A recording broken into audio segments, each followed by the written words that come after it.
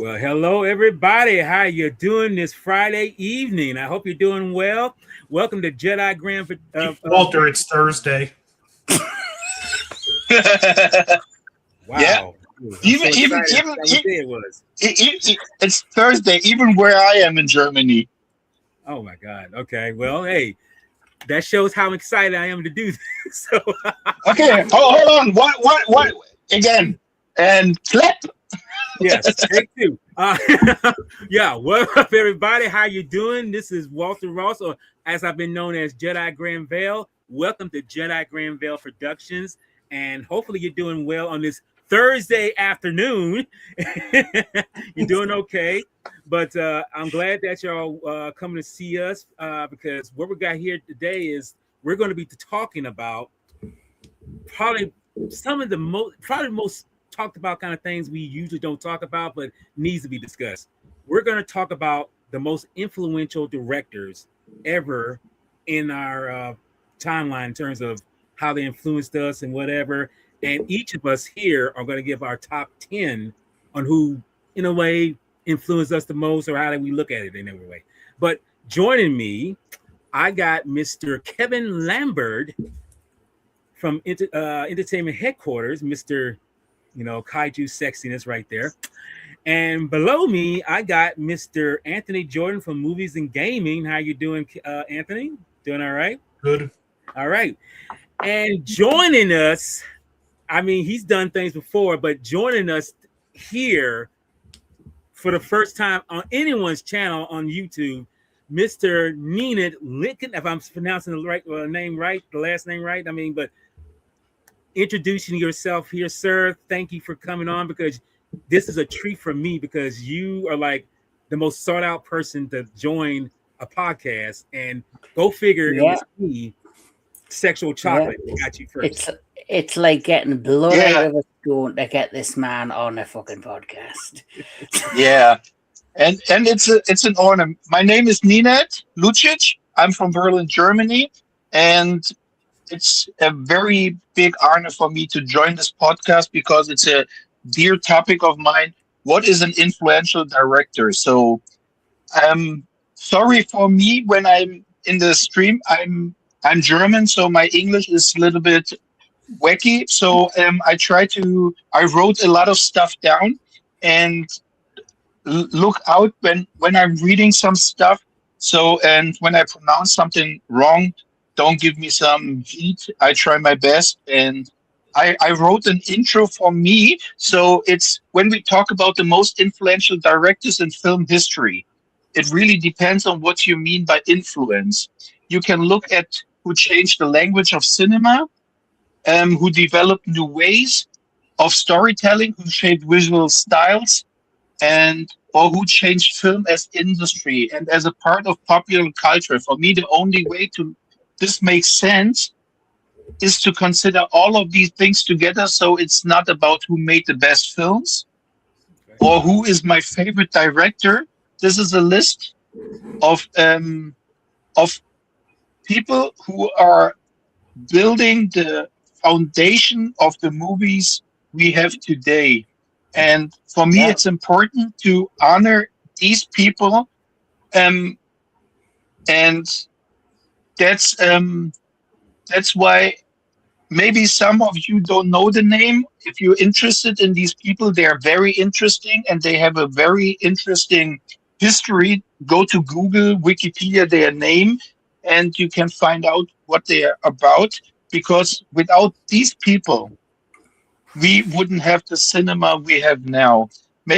There are maybe your favorite director is influenced by this guy. I tried to make a list where I did some examples about why I picked number 10, why I picked number 5, and I tried to do some examples into who this person influenced and in what movie you can see the influence of the of my number top 10.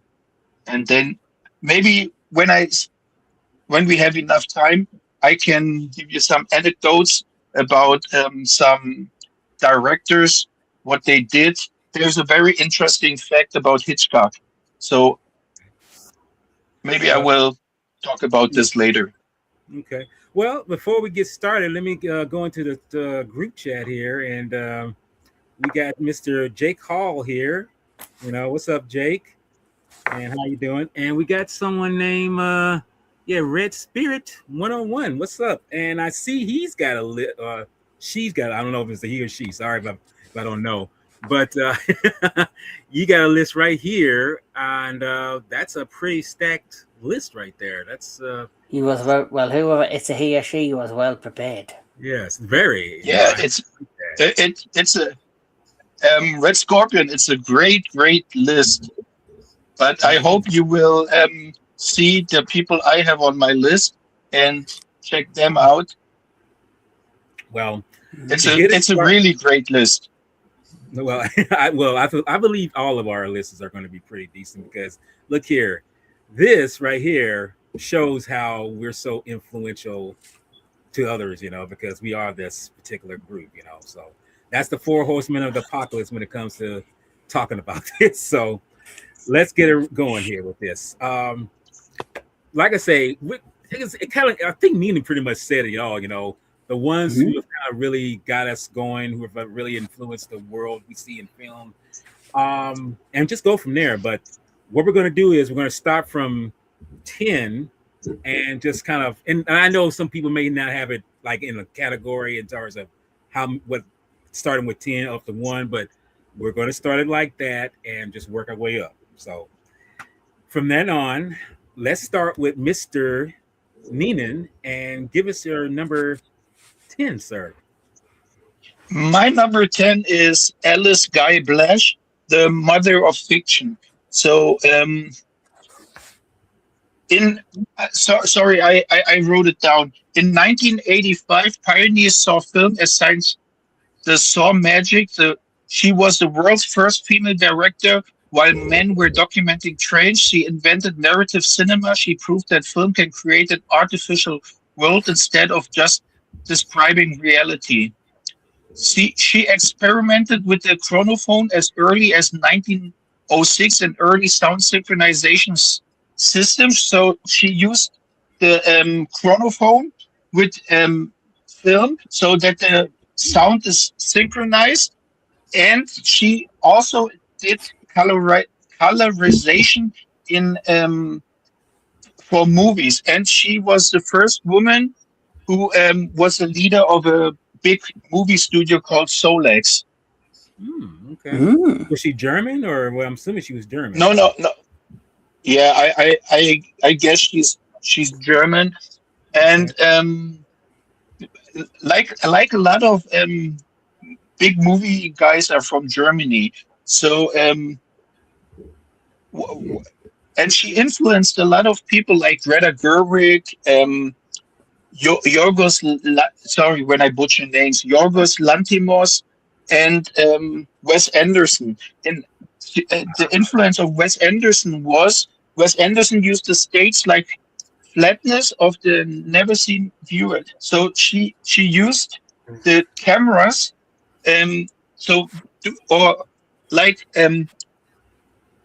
like she was the first one who said movies don't have to be realistic. They can be unrealistic. So with big stages, and that's why she influenced Greta Gerwig.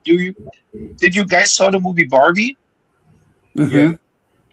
Yeah. The first scene, the big colorization, everything, the over the top stuff, like in a fantasy world. That's the influence of her into the movies. So movies didn't have to be realistic anymore. So it could be fiction, like we know it today.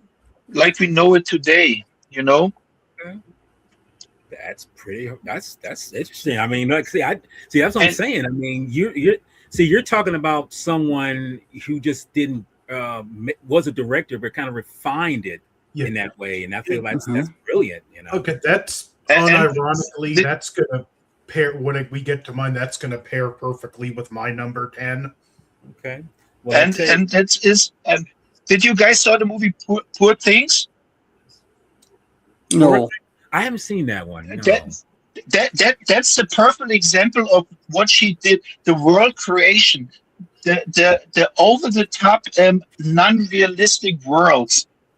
What we love. So the bright colors, and so that you know it's not realistic. You will never see this kind of stuff in the real world, because it's so over the top, and that's the foundation of a lot of movies. Okay. Well, hey, That's why I put her on the 10th spot. 10th spot. Okay. Hey, like I say, at least you are doing that, Nina, in terms of what you feel strong about, and that's why I'm saying I'm glad that you're here, because I want to hear each one of yours take on who really, in some, not so much affected you, but kind of affected, like I say, the film industry in terms of like how we see things. And like I say, what Nina was talking about, she kind of refined that, and it affected films like Barbie, which I'm not too much of a big fan of, but I still watched it. I mean, it's like it's got its points, it's got its good points, But that's here and there to say that. Go ahead. That's at the end. That's what I was trying to say. It doesn't mean that you have to like the movie, but you can see the absolute influence she did on the movie. Without her, maybe we wouldn't have a Greta Gerwig Barbie movie. Okay. But you don't have to like a film, but you can respect the craftsmanship that went into the movie. Yeah, and there's a lot. Right. That's what I'm trying to say. It's if you like it or not, you have to respect the effort they put into the movie, and respected the past, because without the past we wouldn't have the future. I said it better myself, brother. No matter German, American, and otherwise, that's how it is. But let's go on to Anthony Jordan, and what's your number 10, sir? Okay, for my number 10, a lot of directors can be said they redefined a genre, but not every director can be said that they birthed a genre. However, my number 10 choice, Robert Wine, who directed The Cabinet of Dr. Caligari, directed what many film historians consider to be the first true horror movie. So if you're talking influential, this is the man that birthed an entire genre that now has subgenres, and even the style of how he filmed it, going in with Needham's pick, he was all about the German expressionistic style. So you would have doorways that were these odd shapes, the same thing with windows. Shadows would be painted onto the floors of the set, and it just was a style that did not look like it was set in the real world. And when you look at the catalog of films of directors like Tim Burton, who I'm not the biggest fan of, but I can still respect his technique in his camera work, the weird shapes and stuff he incorporated into his film, that goes back to Robert Wine in films like The Cabinet of Dr. Caligari. So not just birthing the horror genre, but showing that films don't have to always look realistic, that things can look off-center and bizarre, and that not only could it make a more interesting film to look at, but enhance the atmosphere. Because if you haven't seen The Cabinet of Dr. Caligari, I challenge you to watch that movie. It's a very fascinating and even complex movie. It might be the first twist ending in film history, and the movie also feels like a fever dream, and I mean that in the best possible way. So yeah, for all those reasons, Robert Wine is easily my number 10. Wow. See, this is what I'm talking about. Go ahead, Nina. Yeah, that's great, because definitely he's absolutely influential, and you can see in his work the ground that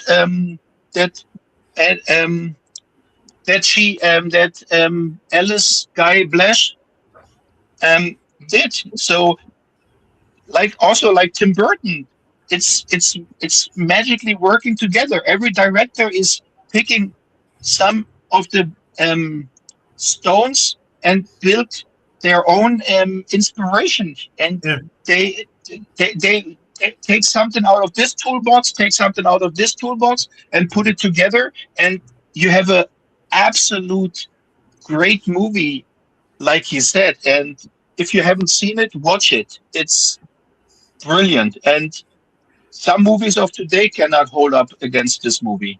And for those watching at home, we made our lists completely independent of one another. Mhm. So it's just one of those perfect coincidences that both our number 10s kind of fit into the same box like that. Which is brilliant. But no, it's good hearing this input, because, like I say, I like to hear each individual's knowing of this has to be not just random. It's something like you really have to dig deep into what you feel about what this director has done, whether it be male or female, and hopefully they in a way shape the world that we see around us. Well, with that being said, Mr. Kevin Lambert, what is your random number 10? And should I fill up the pick here for you? Or I would put it up when I'm finished, okay, then cool. because then it'll showcase the one I will select. Gotcha. That's Because if you put it up beforehand, people will know who's on the list. okay. That means save the surprise for later. There you go. But what's your number 10, though? So at number 10, I wouldn't say he's a recent director, but he's a well-known director, and it is none other than John Carpenter. So John Carpenter, he revolutionized horror and sci-fi in the 1970s and 80s. He also created the final girl kind of trope in film. He also created the Steadicam for tension scenes in films, which, there are other directors that did it, but he did it in a way that it became the go-to way of doing that. He also, he inspired directors like James Gunn, the Duffer Brothers, and he also in the 1970s created a genre of movie scores, which was called, if I've got this right, it was called the electronic score. He memorized electronic scores, defining a generation of genre filmmaking. And, if me and Anubis, DJ Anubis, who's been in the chat, we've just finished doing a review of Assault in Precinct 13, the original John Carpenter one. I was just thinking about that. Too. Yeah, we did that earlier today, and I had never seen it. And then the first thing that stood out to me, black screen and you hear the score. It's so simple, minimalistic, but it gets you. And then the screen goes to the first shot of the movie, and it immediately grabbed it. So he, for me, is a director that is great at putting a movie, what you're seeing on screen with the music surrounding it. And it can be so simple. Like, we all know that shot in Halloween when you see the shot of the mask. You hear the Halloween score, and you just see it walking around, and then you see the first murder, and then you get the shock, and it's revealed to be this young boy, this young Michael Myers. He created tension using the Steadicam motion with the music. And for me, that is why he is my number 10. Oh, nice. Okay. That's so funny, Kevin, that you mentioned it, because that's what I'm trying to say. The influence on Kevin's number 10, it's totally different to the approach I did, because my approach is the foundation, and he took an example of a master who worked with this foundation perfectly, like he said, with the Steadicam. Without Garrett Brown, who used it, who used the Steadicam in Rocky 1 for the first time. And Sylvester Stallone was convinced by Garrett Brown with the Steadicam. So it's a foundation and building process with Garrett Brown, other influences, and then you have John Carpenter, who used the techniques in a perfect way, and you sit there. That's why I'm saying the foundations are the very important stuff. If you know your foundations, you can make great movies. If you ignore the foundation, the movie will be not good. True. And that's a very good example of a person who is using the foundation perfectly and knows how to work around it. And John Carpenter, it's absolutely, I love him. Well, that's brilliant. Before we go any further, let me share this with us. This something DJ Anubis shared. He's given his top 3, and John Carpenter is in there. And I was like, that's kind of cool. And I see another one in there that's in there. And that's kind of good. Oh, seem like Anubis. Anubis, I when we come to the end of the stream, and I hope you are still there, I made a special. I made a special section just about Christopher Nolan, and perfect. So I hope we can talk about it, and maybe you are still in there, and glad you're here. Yes. Well, to go on from y'all's into mine, and he's saying nice. That's what I like. Nice. Nice. You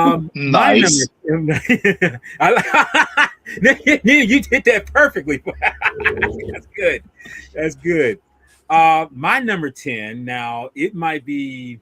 We was mentioning something about controversial as far as saying, but it's not because of what he is. It's how his style is. This is Mr. Spike Lee, and if anyone knows this director, yes, he's very controversial. But I'm not looking at him for what his ethnicity is. It not funny, Neen? Isn't it not funny? Sorry, Jedi Grand Velle. I mentioned Spike Lee to you yesterday. Yes, I know. He may not be the most likable person, but he knows how to tell a story.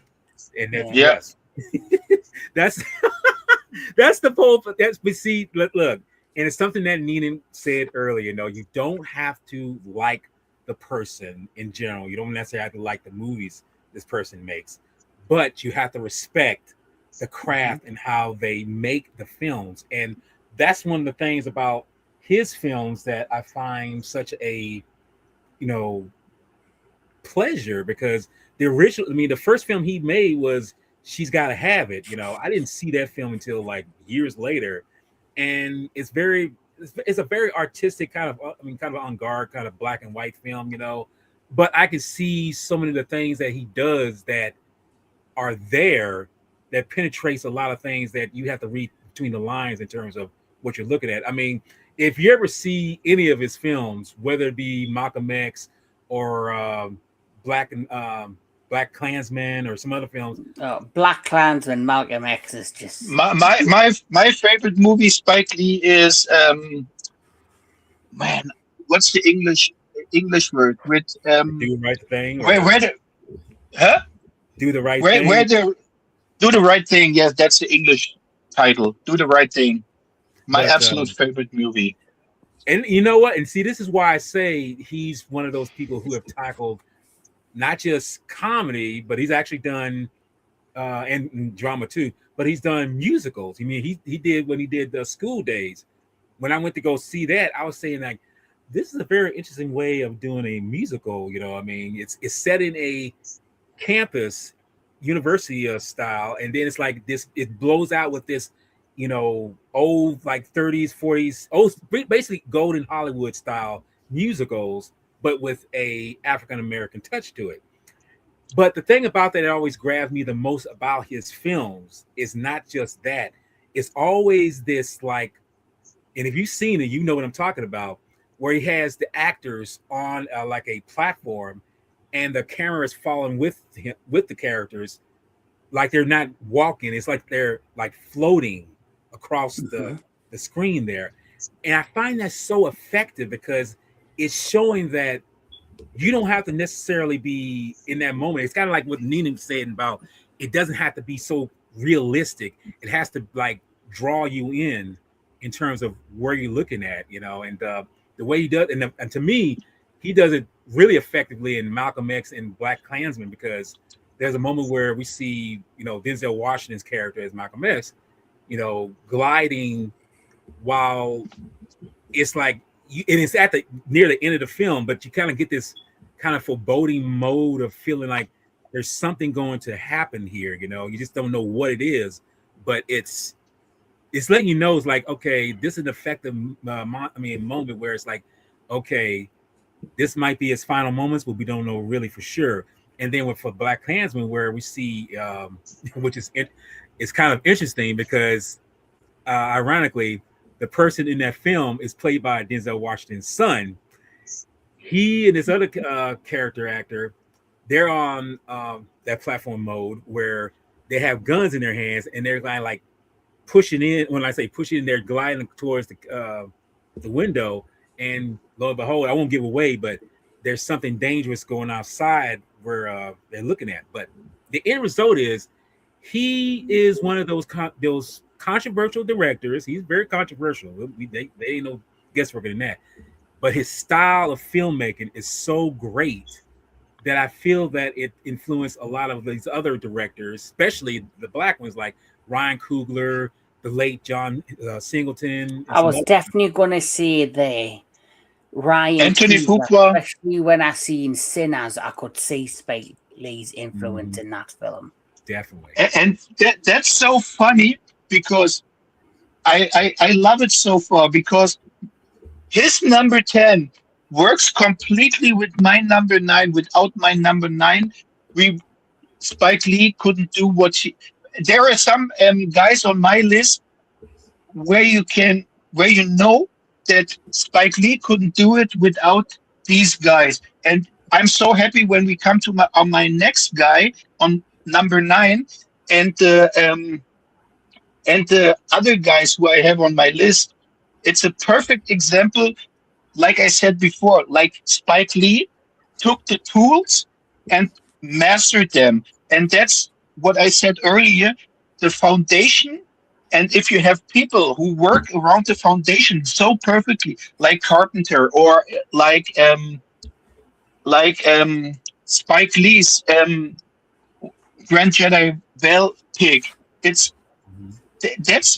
why I say foundation. It's also with actors.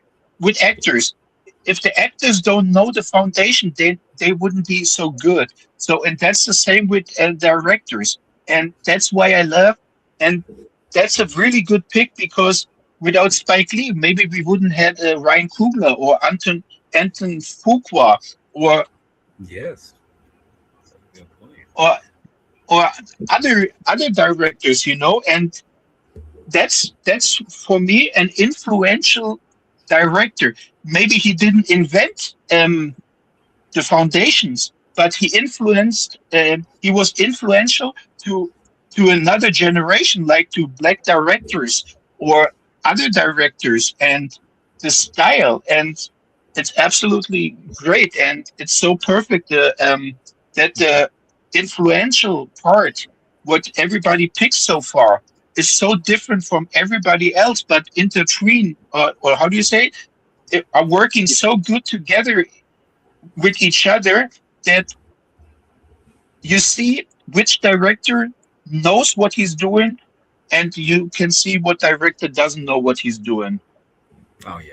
And like I say, there's one that I'm got on my list that you probably would disagree with, but we'll get there when we get there. But that being said, Nina, because you're speaking very passionately, and this is what I love. I would love knowing that you're giving your 1,000% with what we're talking about. Yeah. So at the end, 1 second. At the end, we all four and everybody who's in the chat, we are here because we love movies. Oh, and we want to definitely. go to a cinema. We want to go in a cinema and sit there and be entertained and get into worlds where we cannot be. And we have enough shit right now outside of the world. I want to go into the cinema, sit there for 2 or 3 hours, and have a great time.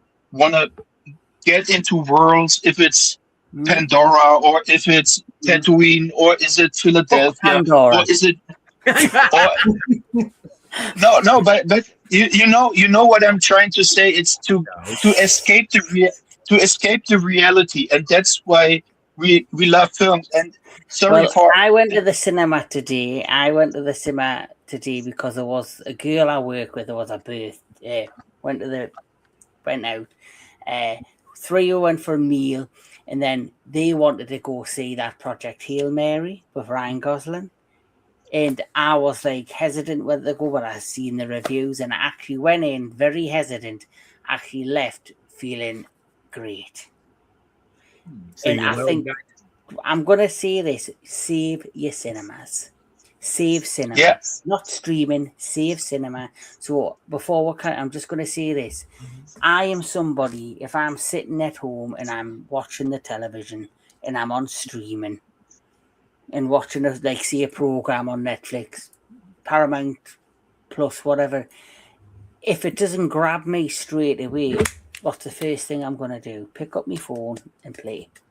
Yeah. But when you're in a cinema, you can't do that. You have to take in the world that's being presented to you on the screen. Yeah. And that's what I love. That's what I miss. And that's what people are now losing. And what I have to say, maybe it's controversial, but I hate. Sorry that I use the word hate. It's when people tell me that movie wasn't realistic enough. I don't go in a fucking theater to watch a realistic. When I want to watch realistic stuff, I watch a documentary or the news. I want to see worlds that don't exist. I don't care if you have a 9-shooter and you kill a guy with a 9-shooter 60 times. I don't care about it. I don't want to see any realistic. I want to have a good time. So don't go into a movie and search for realistic stuff. It makes no sense. It's just for me. It makes no sense. I don't care. When James Bond is jumping out of a helicopter without a parachute and dives into an open plane, I don't care. I want to see it because it's fucking James Bond, and I don't care if it's realistic or not. Oh Sure. no, you cannot do this because when the pressure of the airplane is there, he will be sucked in. I don't care. Sorry for this little rant, but I had to say it. If you want realistic in a movie, go watch a documentary. When I'm watching something like Gettysburg, which is supposed to be historically authentic, then I'm going to be a stickler about my realism. But when I pop in Die Hard, I want to see John McClane jump off the building and go through the window, even if the physics of that don't make sense. Yeah. For me, I go through ebbs and flows. It depends on the mood I'm in. So, for example, if I'm in the mood for something serious and realistic, I'll watch, say, Saving Private Ryan or Schindler's List, which is very dark, but it's historically about something that. But then if I've had a hard day at work and because I work in hospice care and it's very tough and I don't want to think, I'll put a Godzilla film on and my mind will drift away and I'll just get me popcorn and forget about it. Marvel, Dune, whatever, James Bond, I don't care. And it will take me to the world, to this place, far from me own, and I'm going to have fun. Yeah, but you guys know what I'm trying to say. It's okay if you have a biopic or if you have a realistic based on true stories, then I want realistic. So when I watch a Godzilla movie, I don't sit there and say, oh, there are two guys in a puppet suit in a Muppet suit or in a puppet suit who are fighting. I see Godzilla and Mecha Godzilla. I don't see two actors in a puppet suit. I don't care if they're in a puppet suit or not. I see Godzilla versus Mecha Mechagodzilla. You know what I'm saying? So Yeah. I don't care. You know, I want to. I'm invested in the scene, not who is in there. So, and then we come now to number 9, right? Yes, And because for me, that fits so perfectly. For me, number 9 is George Lucas, okay. and because he's so influential, not even that, not just he influenced the whole pop culture. He influenced also the whole merchandise stuff we are having. He he he influenced the way where how we can watch movies now with Industrial Light and Magic. Like you said with Spike Lee, without the Dykstra flex, he and Dykstra invented, you wouldn't see this motion flying around, like this motion around people, or you cannot see the example when you see the when you see Luke Skywalker flying to this little hole where he shoots and destroys the Death Star. Like without these motions and without these camera angles, maybe there wouldn't be a flying around persons like in the Spike Lee movies. Or what else? He invented the sound like we hear with THX, like what was a movie of him, and he invented so much stuff that are fundamental. Right now in the movies, even without him, we wouldn't have the Marvel movies. And like I had here some examples with George Lucas. Here the anecdote: the film, the Star Wars Trench Run. He had to program the camera to repeat movements with millimeter precision, the burst of digital effects, and the digital here in the final battle scene, hundreds of digital layers interact perfectly with real actors through Lucas' logic of computer-controlled camera movement in the final scene of Avengers Endgame, or James Cameron's visual use, the motion tracking technology like we see in Mandalorian they use. It's all based on George Lucas. That's why I put George Lucas on number 9 as an influential person, because without him we wouldn't have the cinema, the blockbusters like we have now, and the CGI effects compared with the special effects, like the how do you say it in English? When they build stuff like they built the Death Star, they built practical effects. Yeah, with the practical effects, miniatures and overshares and that's why. And he's also visionary because he saw the potential of merchandising and gave up a lot of his salary just to get the merchandise. Well, Snow, what he did is he took so much salary from the studio, and he gave the studio, even though it was produced by Lucasfilm, it was distributed. And then what he said is right, because the studio had no faith in the film. So what he did is he said, right, you can keep the majority of the profits, just give me my salary, but I'll keep the merchandise rights. Star Wars blew up and the studios screwed up because he made more money off merchandise than the studio did off film. It's also a blessing and a curse, because what happened after that, studios realised they screwed up. So after that, any other film studio that release any film, it's all more so about the merchandise, because that is why George Lucas is a billionaire. Not just because of the success of Star Wars, but because of the merchandise he's continued to put out there since the release of them films and anything else. But I also think it's a detriment to George Lucas, because he's produced Indiana Jones. But if you look at his list of movies he's released as a director, the main things he's worked on, Star Wars. So I do think as much as it was a blessing, and yes, he's influential, I do think it was a curse as well to him, because I feel as if he was put in a box. Yeah. I can only do Star Wars, or I can only do Indiana Jones, or I can only do this. And that's fair enough, but then he just started collecting the checks off every puppet of Indiana Jones, or for every, Boba Fett figure that was sold, he was making money off. So it's a blessing and So he was ahead of his time, and that's why I put him as an influential director, because he influenced so many people afterwards.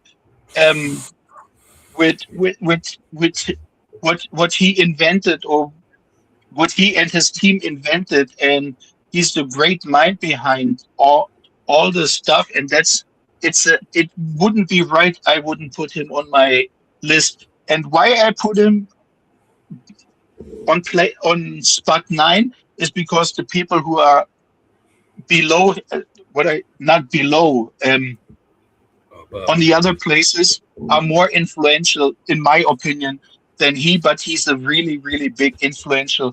If you like him, if you like Star Wars, if you don't like Star Wars, if you don't like anything, it's okay. But you cannot deny the influence he did on how we watch movies nowadays.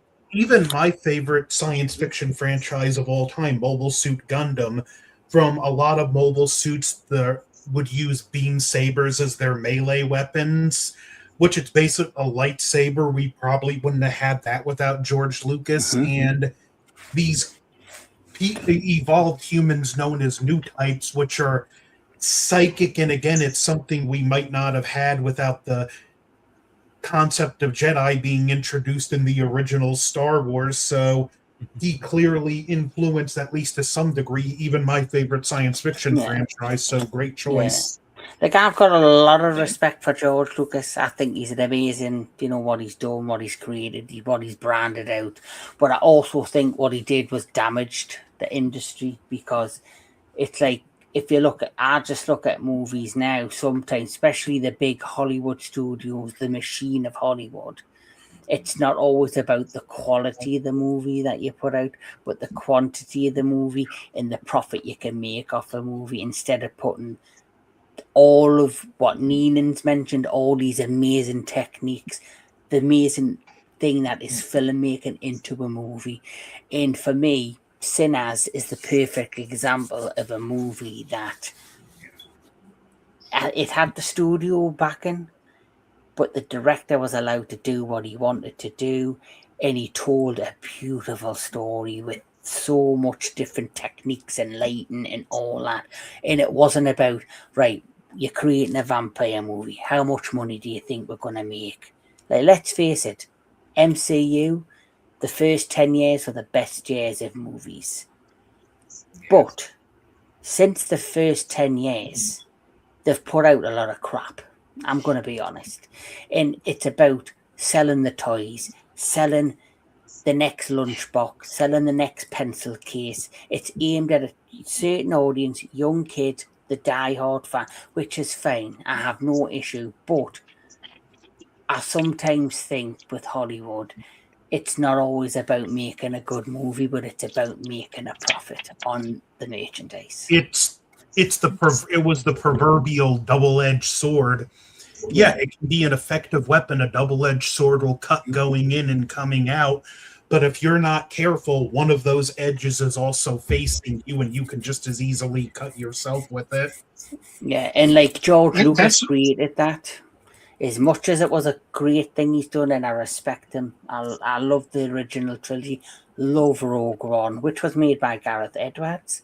But without Star Wars, so much would not have been influenced, not just films, not just characters, not just certain aspects of filmmaking, but it also changed the Hollywood machine, just like Steven Spielberg created the summer blockbuster movement. Yeah. And that's what I was saying at the beginning with the Hollywood studios. it's it. I sorry when I repeat myself. No, When no, you it's fine. respect the foundation that these people before George Lucas, before Steven Spielberg, before Guillermo del Toro, before John Carpenter, when you respect their foundation and work with this foundation and do a movie and you put your love into the movie and you respect, like, sorry for repeating, the foundation, the basics into the movie. My belief is when you do this, you cannot do a bad movie. I can say very passionately said, brother. I mean, I love that, and this is why I say this is why the reasons why I'm glad you guys are on here, because you're not talking from a fan base, you know, of this, saying what you're saying. You're saying this from a very passionate way of how it affects you, because how else you going to be affected? Because let's be honest, the list I'm pretty sure you guys made didn't come easy, didn't come overnight. It was something that you had to really like dig deep into and say that this is what I want to pick. So, but like I say, we're going to move on and go to Anthony. And what's your number 9, Anthony? My number 9 is not just very influential for his filmography, which without him, we would not have John Carpenter's The Thing and Scarface, but for what he did for dialogue in motion pictures, because look at how we are talking and how we've been talking in this live stream. Even though one of us is mainly talking about someone every now and then, and there's nothing wrong with it, it's just natural, interjects and adds something to it. And that's what Howard Hawks did for Tony. That's what Howard Hawks did for dialogue in filmography. He introduced a more fast-paced, overlapping dialogue. A good example is in The Thing from Another World, towards the end when they're trying to lure the thing into a trap. The reporter's talking about, this reminds me of the first execution I ever covered. He's asked, so you get any pictures of that, Scotty?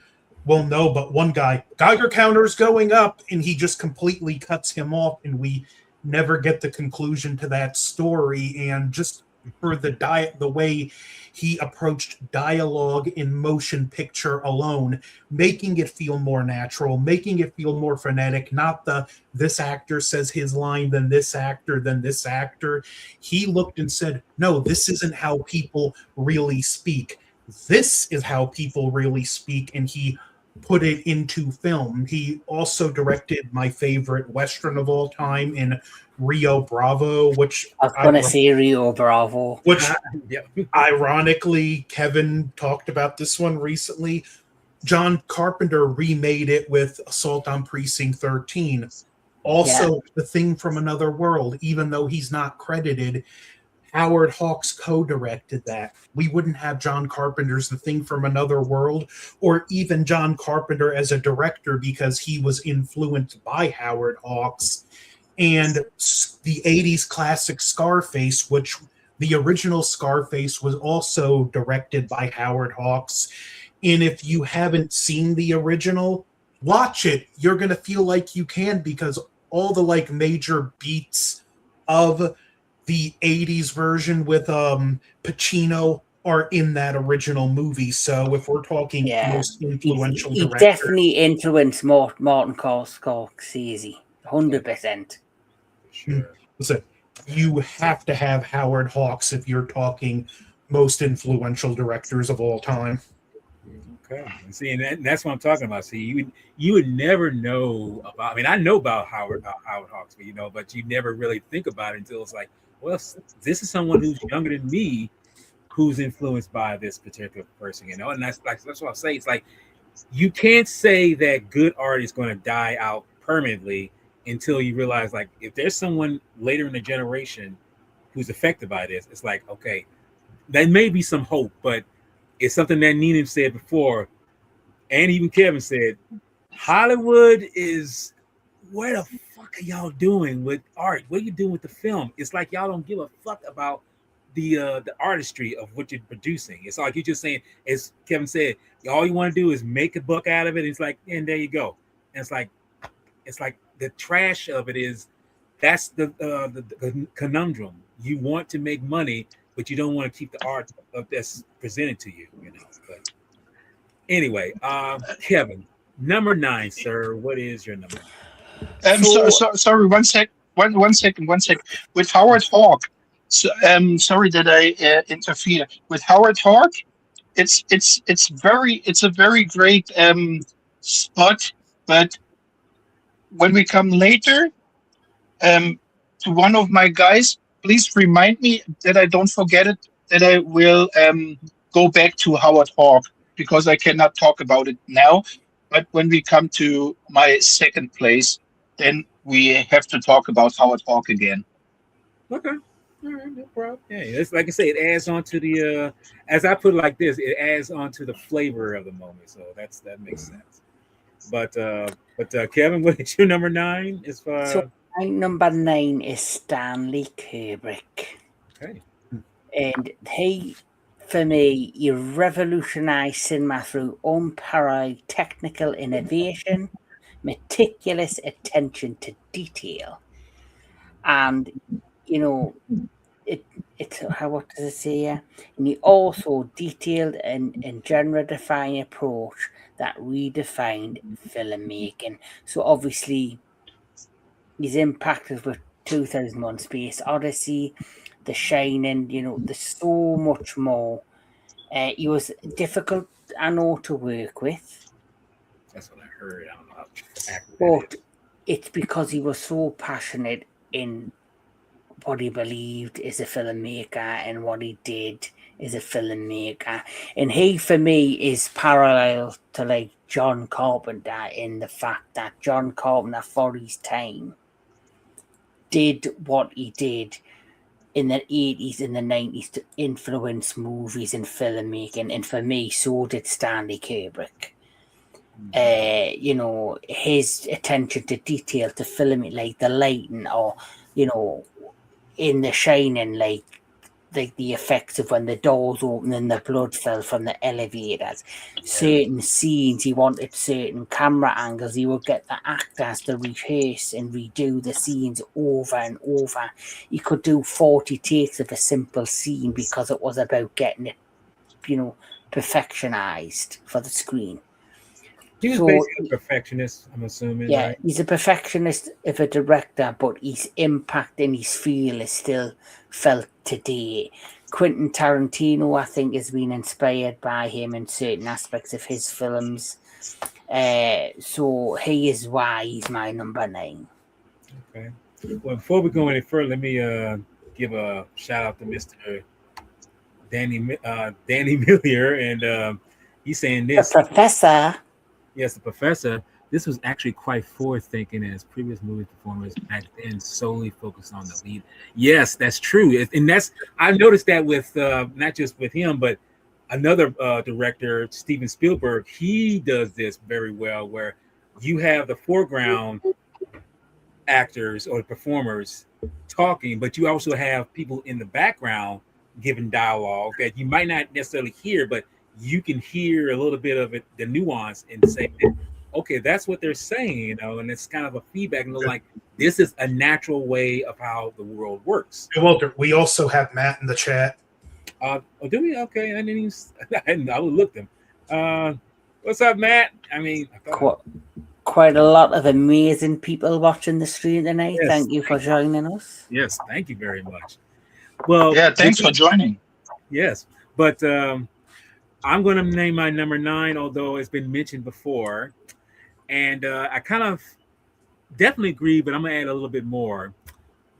Number 9 is John Carpenter, and I'm going to tell you right now, John Carpenter, for lack of a better word, he didn't just do, you know, I mean, and I think, thankfully, he wasn't those kind of directors that got pigeonholed into just doing horror. He did other things other than that. You know, I mean, even though some of them may not be hitting home or anything like that, they still were different. You know, he was somebody that, because like I say, when he did Halloween, you figure like, okay, he's just a horror director. It's like, no. Years later, he would do Escape from New York, which is a totally different thing against the grain of what he did. You know, it's showing that he's taking something that's kind of simplistic, but at the same time, it's kind of drawing you into like real world situations. Because if you look at the climate now, it's it's questionable at best.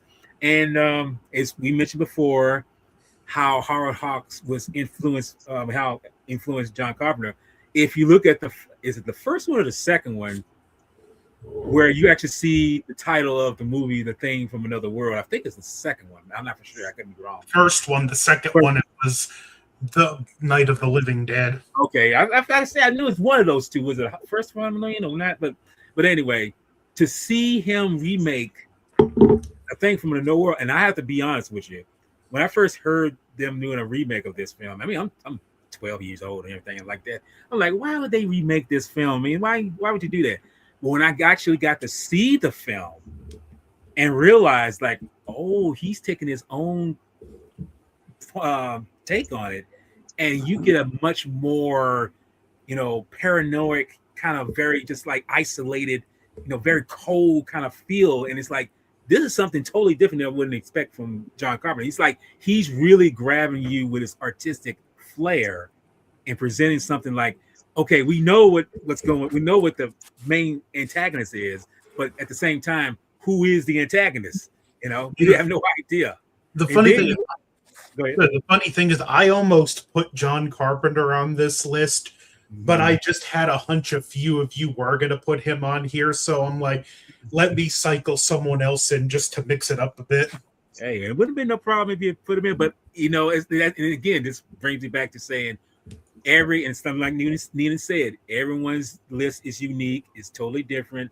It's not something that's supposed to it's like, oh, you pick this person, you got this. It's like, no, it's supposed to show your individuality.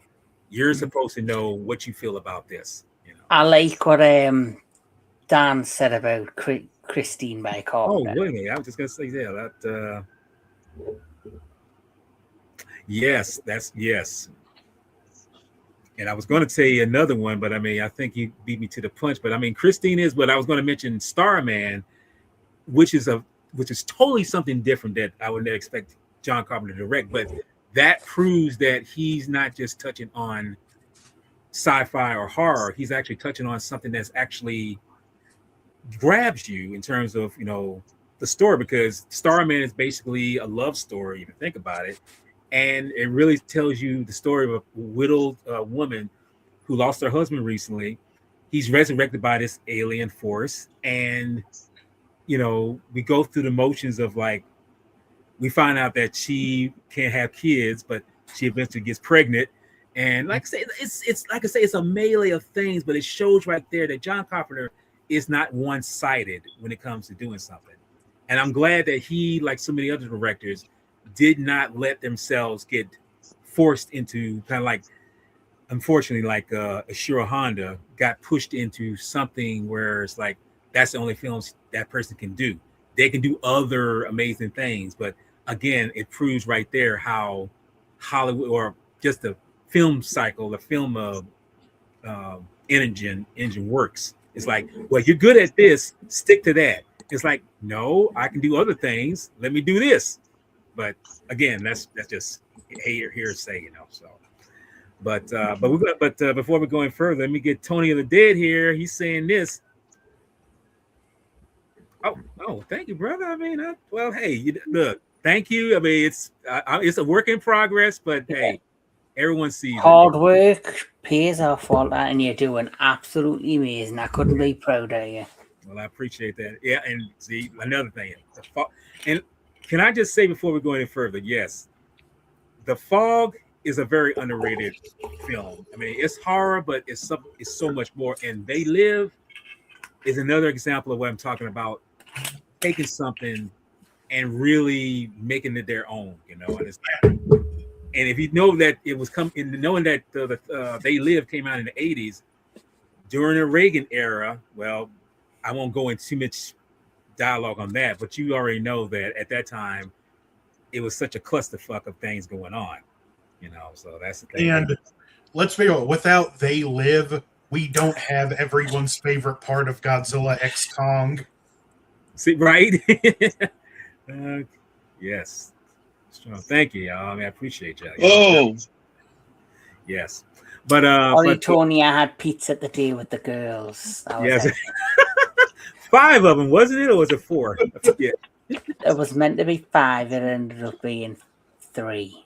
3. Oh, well, hey, you got more women than I did. hey, Tony of the Dead. I'm very, very curious. What do you think about my guys I have starting from number 5? I'm totally curious what you say, Tony, because you are. I think you're absolutely familiar with these guys. Well, we got Jake in Jake! the house saying exactly what we expect him to say. What because- the heck? Yeah. No, but I'm pretty sure he'll kind of agree with you on that, Nina, what you're feeling, because now that we're at number 8, give us your number 8, Nina, and just like you're doing already, give your passionate, feel about Number 8. Yes. My number 8 is, without him, there would be no Star Wars, there would be no John Wick, there would be no Sergio Leone, there would be nobody. And what you guys guess who it is? Akira Kurosawa. Yes, he's on my number. God, He's yeah. number 8. Okay. He's my number 8. And sorry, I have to read it because I wrote something. I place Akira Kurosawa at number 8 because his influence shows that film history was not shaped only in Europe or Hollywood, but developed internationally. In films like Seven Samurai or Rashomon, you can see style of storytelling that was later adopted in many different countries. The idea of showing the same event from multiple perspectives or combining action with strong characters, drama became important for many genres that followed. His influence is also very visible because many well-known Western films were directly inspired by his work. Westerns, adventures, film, and even science fiction have repeatedly borrowed ideas that can already be found in Kurosawa's film. While Lucas mainly shaped modern cinema as an industry, Kurosawa's influence is stronger in the way stories are told and directed. That is why I placed him at number 8, because his impact is worldwide and still clearly present today. That's what I wrote about Akira Kurosawa. Nearly every major film director has got some sort of influence from Akira Kurosawa, including George Lucas, Spielberg, for sure. Another huge one that always brings him up in conversation is Quentin Tarantino. Like, if you look at, for example, Kill Bill, you can clearly see the influence from his movies in that film. And another director that could easily fit on this list, John Ford. Him and Kurosawa kind of traded influence back and forth over the years. Nina, you would have loved last year, because last year, us 3, including Anubis, and I can't remember who else, it might have been there. Dan Miller. Yeah, I was going to say. We did the Akira Kurosawa special. You would have loved it. Sorry. Oh, you good. You good. No, you would have enjoyed that, because, like I say, we took like 4 films, right, and just kind of talked about them and just talked about the style of them, because they were samurai films and how they were and like I say, those films, yeah, and like Nina said, one particular influenced Star Wars. I mean, how would you not get Star Wars without the great Kurosawa? Yeah, and look, you had of course, you had the Seven Samurai, then you had the Magnificent Seven, which is like a cowboy version of the Seven Samurai. I wrote something down, just called for me what I was writing down. So number 1, George Miller used Kurosawa's principle of center framing in the middle of the chaos that viewers' eyes remain fixed in the center. Then I have John Wick 4. Um, the top-down sequence is pure geometry, like Kurosawa's. Stahelski arranged his fighters like pieces on the action remains readable. And then I'm come to Quentin Tarantino. The battle at the House of the Blue Leaves in Kill Bill uses Kurosawa's method of color coding as a visual score, and that's why I find it so interesting. I cannot say it enough. It's how diverse this list is and how influential these guys have been for you, and it's amazing because I my thoughts also was on Hawk or Carpenter or Kubrick or Ridley Scott, but then I was saying, okay, who influenced them?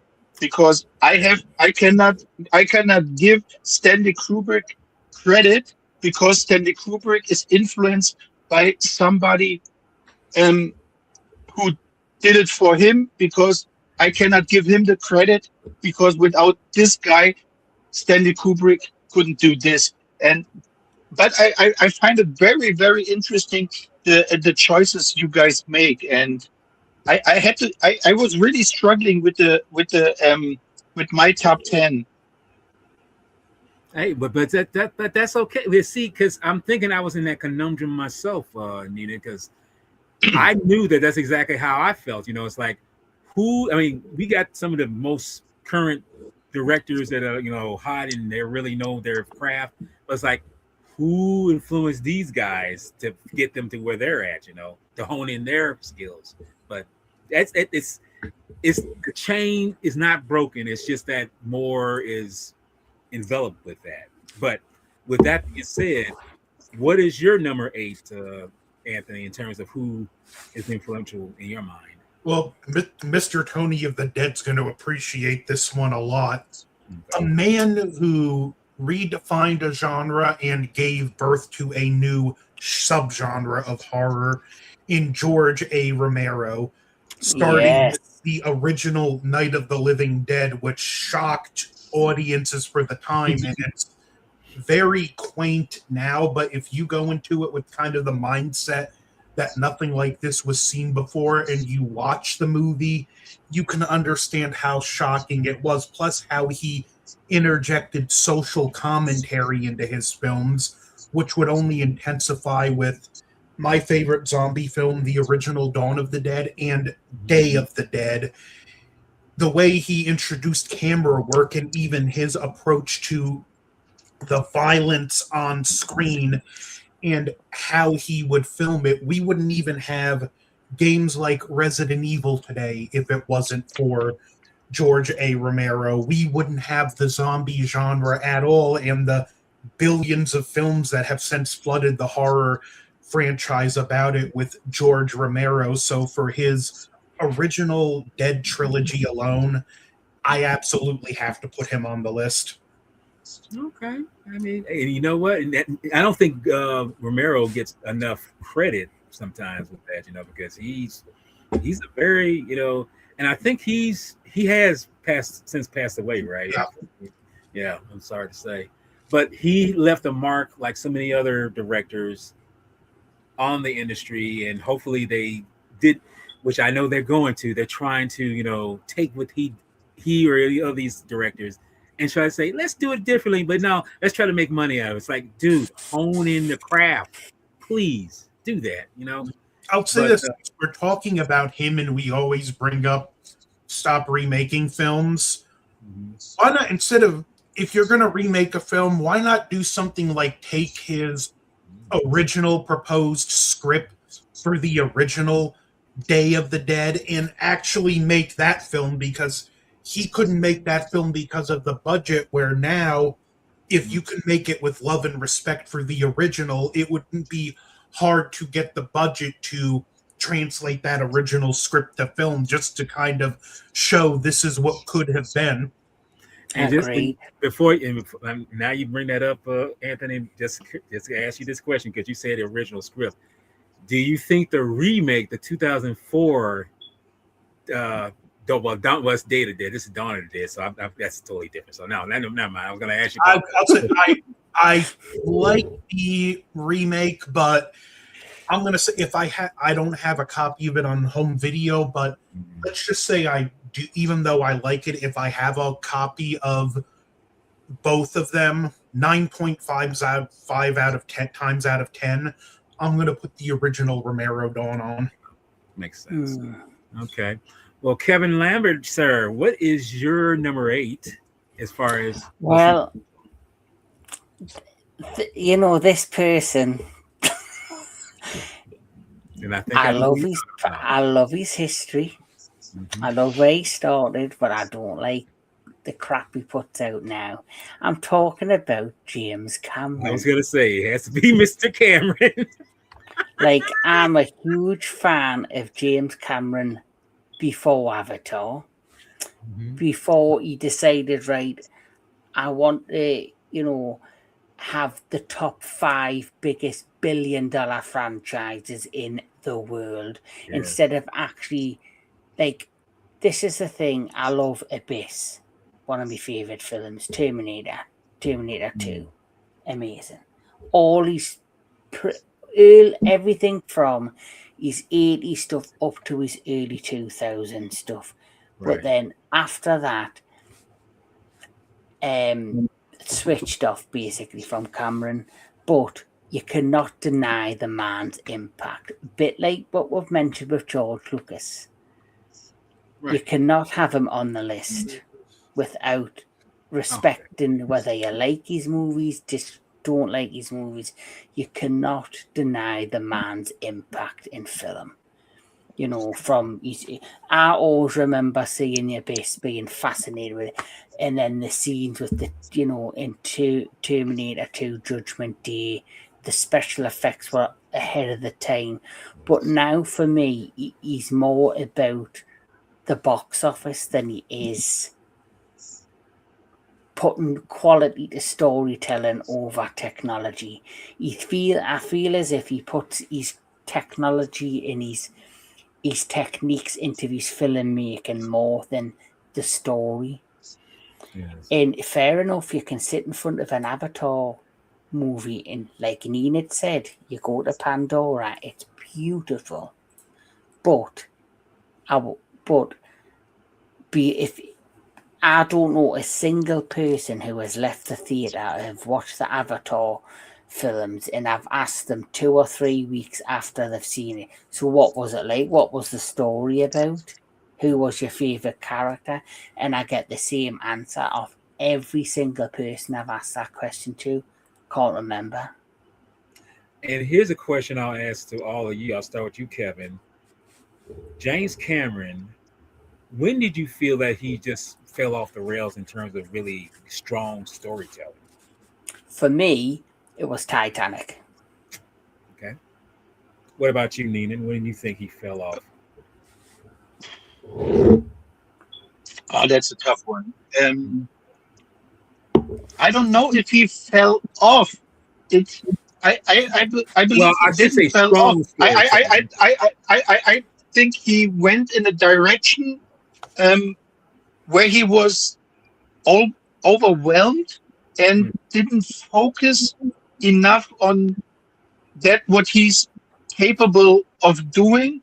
And we have it sometimes that when we are in a zone and we focus on something, then we lose the track and we went into the little stuff like he did with the with Avatar 2 or 3, and I guess he was lost in the process and didn't focus more on the fundamentals like he did in Avatar 1. And for me, it was more about building new technology for a new diverse audience in cinema. But at the end of the day, if you look at his movies, like all the Avatars. The only reason Avatar 1 made as much money as it done because it was the first film of its kind, first IMAX film, the first film to do something completely that nothing had been done before. Then when Avatar 2 and 3 had come out, I think the reason people weren't, not that they haven't made the money, but the reason people weren't clamming onto them and is excited for them is for the fact that it had been so many years since the first one.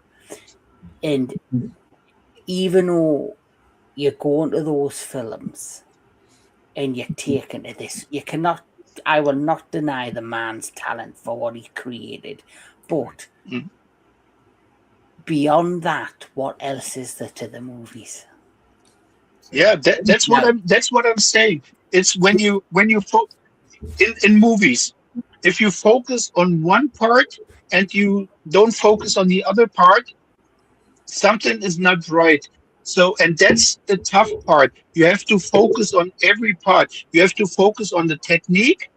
You have to focus on the storytelling. You have to focus on the visuals. You have to focus on everything. If one part falls flat, all the whole building collapses, and that's a really tough task you can do. And I believe James Cameron started to shifting his focus more to technique than storytelling, or when he's trying to do storytelling, the technique is not so good. So it's a mix of everything. You have to work together that it's completely working, and I believe he's not concentrating on all aspects of a film, and he's trying to do too much instead of focusing on the simple stuff. That's why I'm not saying he fell flat. Don't get me wrong, the movies he's doing are technically very good, but story-wise, and for me, I prefer a good story over technique, but with a good technique, there is no good story. But the story, I think you have to work around the story, and then you can work around it. And I feel he forgot to work with the story and more on the technique. But the good thing about the technique is now these young directors and everybody can use this technique, and maybe they can connect them with a good story. There's a line from Jurassic Park that perfectly describes the latter part of James Cameron's career. Your scientists were so preoccupied with whether or not they could, they didn't stop and ask if they should. And with that being said, well, like I said, I'm asking you, Anthony, when do you feel that James Cameron pretty much lost the strength of storytelling in your opinion? I'd say Titanic was the end of it. Yeah, and that's I'm gonna put my 2 cents and say that's exactly when I feel like, yeah, because Titanic was a strong film. You know, it's what it is, but I mean, it was still a strong story film. It was good character driven, and it was too long for what it was. Well, you know, and that's the thing I always wonder. It's like, why is this so long? But then again, I didn't get bored by it. You know, that's the other thing. But yeah, a movie. It's not a problem of the length of the movie. It's about the interest you put into the movie. I know a lot of females who said the movie is too short. They wanted more, and they went 2, 3, 4 times into the cinema and watching the movie because they loved the story. Maybe it's something different because for me, a movie can be 4 hours and it still is good. So it's like with the mind, you go into the movie. Maybe Titanic is not everybody's cup of tea, but what he did is a great story, and it's a great movie with some flaws, but and they fixed it. But like there's a great anecdote. I was watching Stream with Neil deGrasse Tyson, and Neil deGrasse Tyson was telling James Cameron, "Yo, the stars in your movie at that particular time is wrong. So what did James Cameron do? There is a website where you can get the exact star sky, the night sky, and he put it in. He edited into the new version of Titanic. So now the night sky is exactly like it was when the ship went down in 1990, 1929 or 1912. Sorry. No, that was It, okay. it, that's a great story, but uh, yeah, like when we have to be honest, it's after Titanic. Okay. Well, like I say, I already gave my 2 cents, like I say, about Cameron. But for my number 8, we kind of hint at him, but I mean, he's actually on this list, and that is Ridley Scott. Ridley Scott is one of those directors that, at least for me, because the first film I ever saw of his was the first Alien. It'll never be, I mean, as far as when we're talking about Cameron's Aliens, although Alien is still a masterpiece in horror and science fiction. Mhm.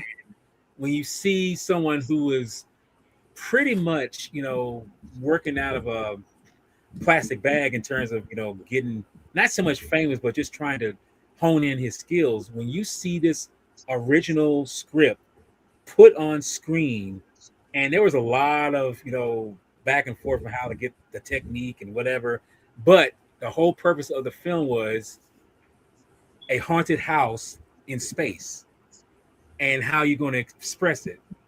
He did something that most hadn't done before, or at least after. I mean, you could say some people kind of touched on it, like Event Horizon with Paul W. Anderson when he did that.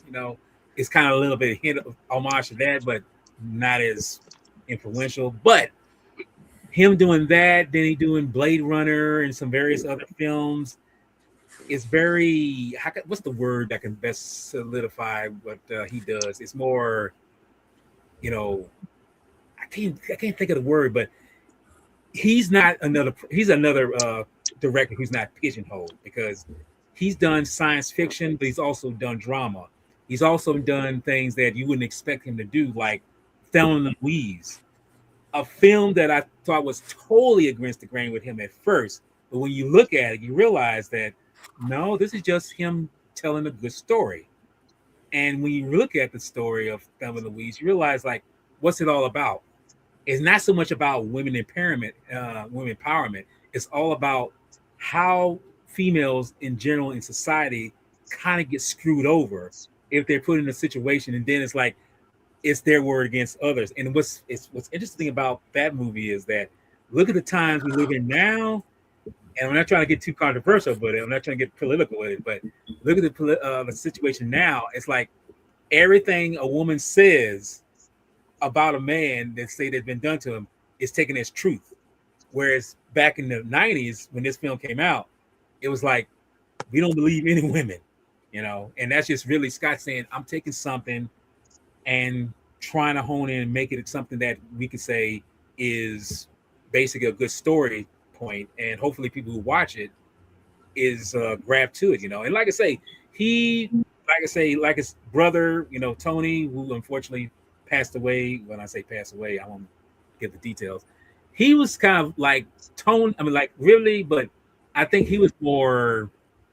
I don't know. His directing style was a little bit different, but his older brother was. I mean, Ridley was just a little bit more, honed in terms of what he was doing. I'm not saying that Tony didn't have it, but I feel that really had a really notch for the stuff that he was doing in terms of what he was directing and everything.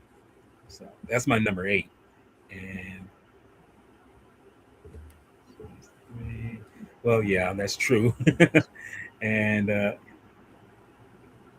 yes, that's exactly it. That's the introduction to him, And well, you know what? I don't know why, but I figured he was going to go for that, Professor. Do the obvious, But no, like I say, Ridley Scott is my number 8, and like I say, for him, I know he was influenced by others, but I feel like he was one of those that started that whole genre of sci-fi, because you're taking two totally different genres and meshing them together, and well, that's what you get. That's what you get, and that's what I feel like why he's one of the more influentials in my mind.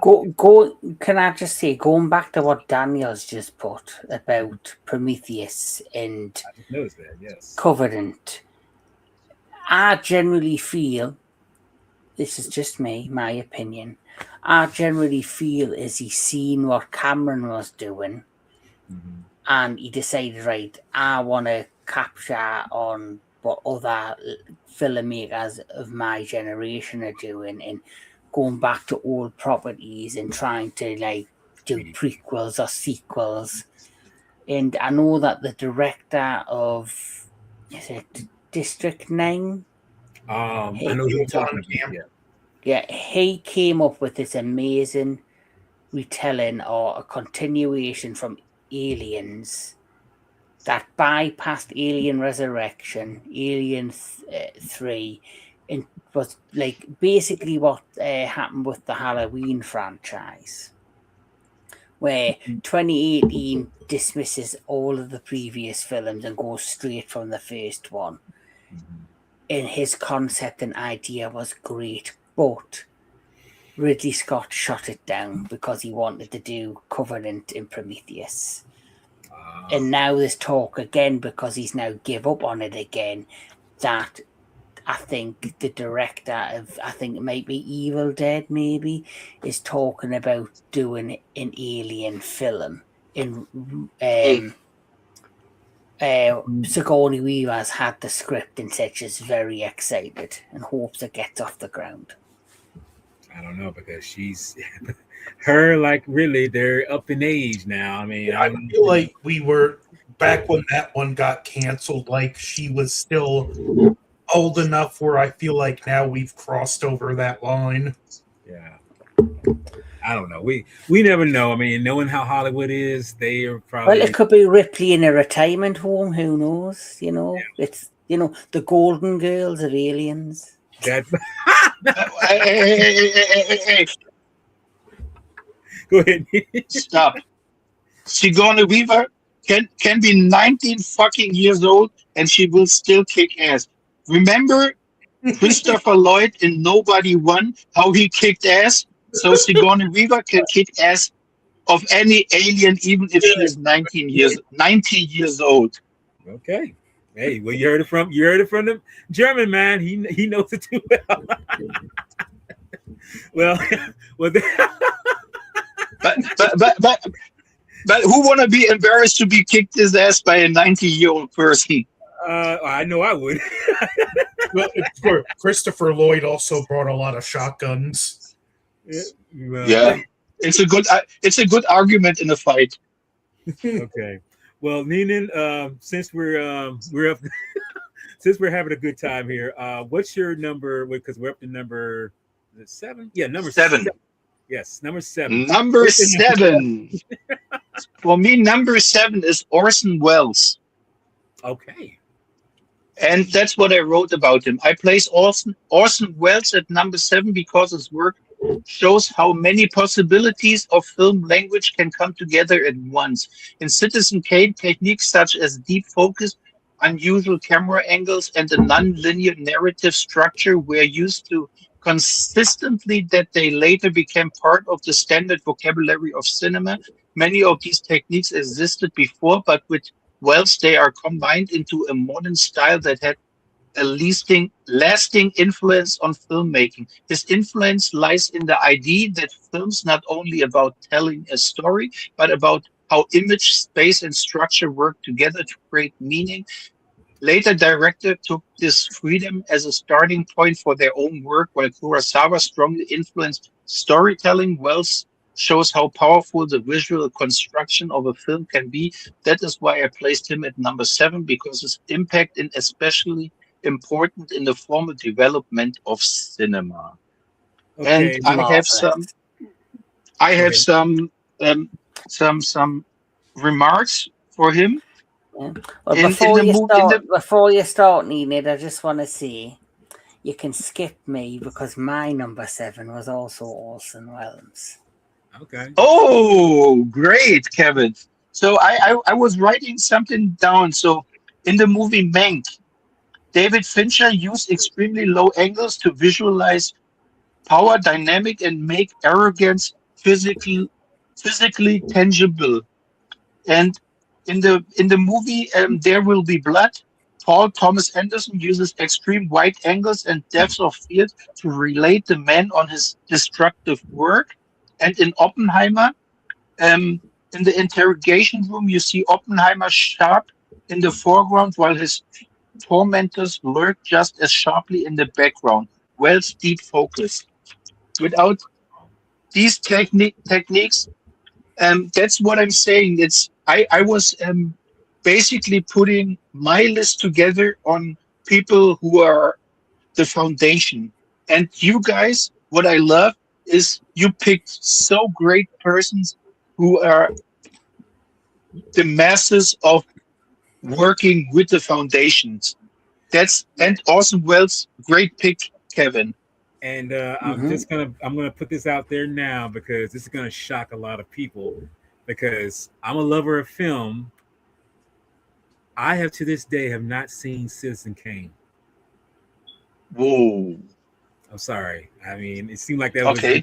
It's not, in your defense, it's not the most readily accessible film out there. well, Mm. still I have not seen I'll it. be honest, I've only ever seen it twice. But So when I seen it the first time, it was impactful.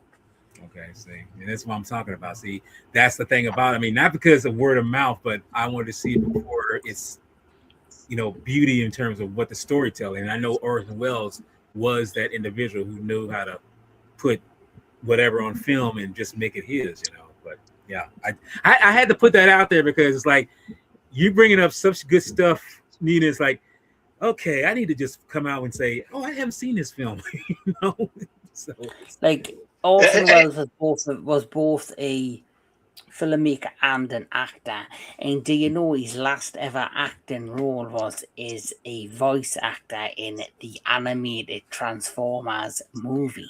Is the voice of Unicron.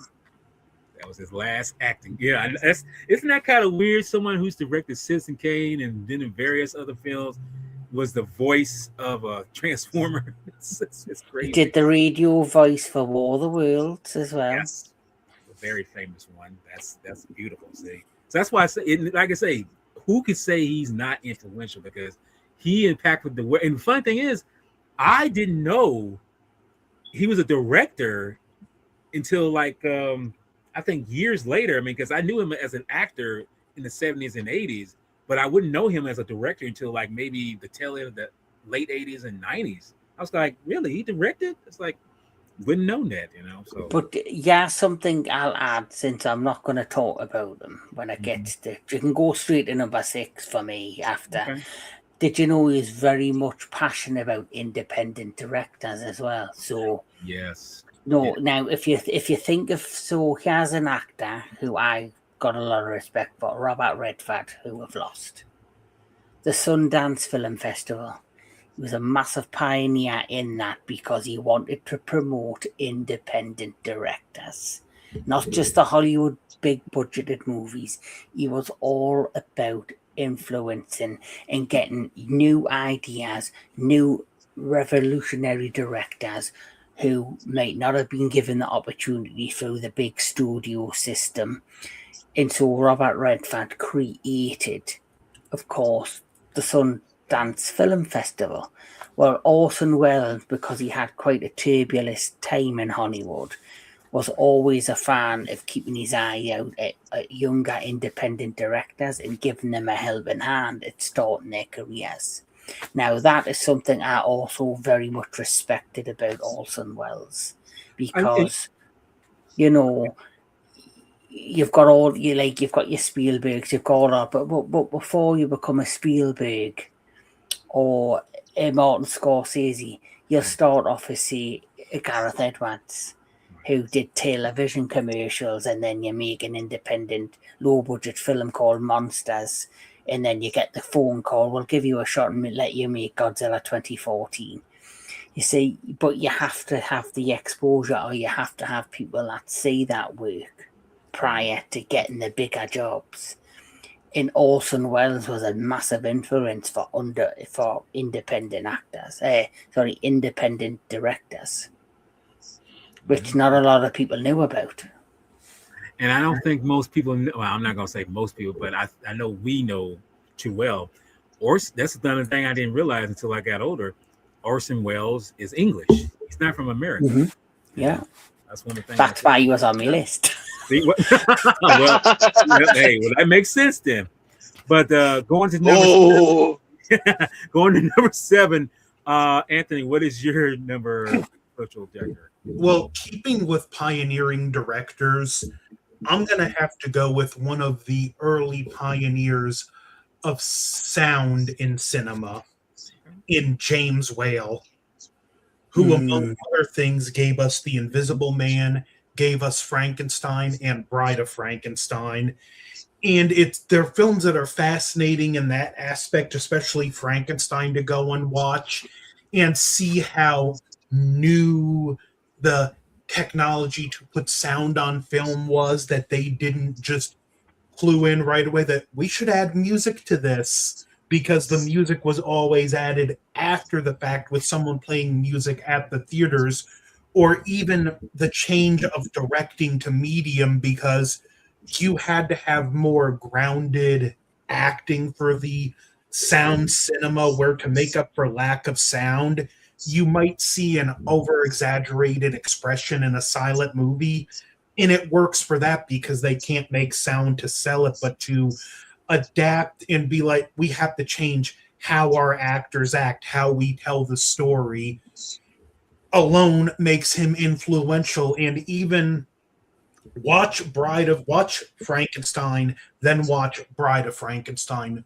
Those two films feel like one movie, and it might be the earliest example in film history of a movie and its sequel that could actually feel like one just big movie. So in terms of most influential directors, yeah, I would have to put James Whale on the list. Yeah. Well, knowing that, I mean, and I'm wondering, now you say that, I'm wondering, was that the kind of niche with Quentin Tarantino when he did Kill Bill, because it is actually two films. I mean, one film just split in half, and knowing that you got one that's telling this particular side of the story, but then you have the other, it's like, okay, how do you see? I mean, how would you put them together in one cohesive, mesh? And fortunately, I got a chance to go do that recently. See Kill Bill, the whole origin, how it's called, but the whole two films, the whole bloody affair. Thank you, all together in one shot. And all I'll tell you is that seeing it like that, you see a different perspective of things that you didn't see before, with them two apart from one another. What's more impressive about it being with Frankenstein and Bride of Frankenstein is that there was never going to be an intended sequel. Universal only wanted a sequel because of the success of Frankenstein. So to go into it and have it where both films could feel like one solid film when the sequel wasn't planned just makes it more impressive of a feat. Well, that's incredible, I gotta say, really, when it comes to that kind of stuff, But Kevin, since you give your number 7, you want to elaborate more on it, or just No, I think we've pretty much said it all. Okay, then. Well, Mr. Orson Welles, great master of his craft, we give it to him. But for my number 7, and some may think this is, it's like he's actually on this list, but I mean, then again, it's like, how can he not be on this list? Mr. Martin Scorsese. I gotta say, this director, he's a very, what's the best word to describe him? I mean, he's just one of those directors, like I say, if you can't get into his films at all, then you're not going to get it at all. Because one thing about him is that he tells a story, but it's like, if you can't follow it, it's like, well, then it's not for you. That shows right there that he's getting into your mindset of what he's trying to tell. You know, I mean, because I think the first film that I saw of his, and I think it was After Hours, you know, with Griffin Dunn, and it's a comedy. You know, I mean, it's a comedy, but it's such a layered comedy of what this guy goes through one night, and he gets to all these shenanigans, but at the same time, the end result is he winds up back of what he started in the film, which is the so-called lifeless job. And it's like, okay, I went through a sort of hell state, but it's like, am I still in a hell state being at this stuck in job what it is, you know? And it makes me know that Scorsese is taking bits of stuff that people have done before, but making it his own. I mean, because like I say, and there's another director again, does not get pigeonholed into certain genres. I mean, he's done films with the likes of Leonardo DiCaprio. I mean, he's done like 2 or 3 of them with him, but Robert De Niro, Al Pacino, Joe Pesci.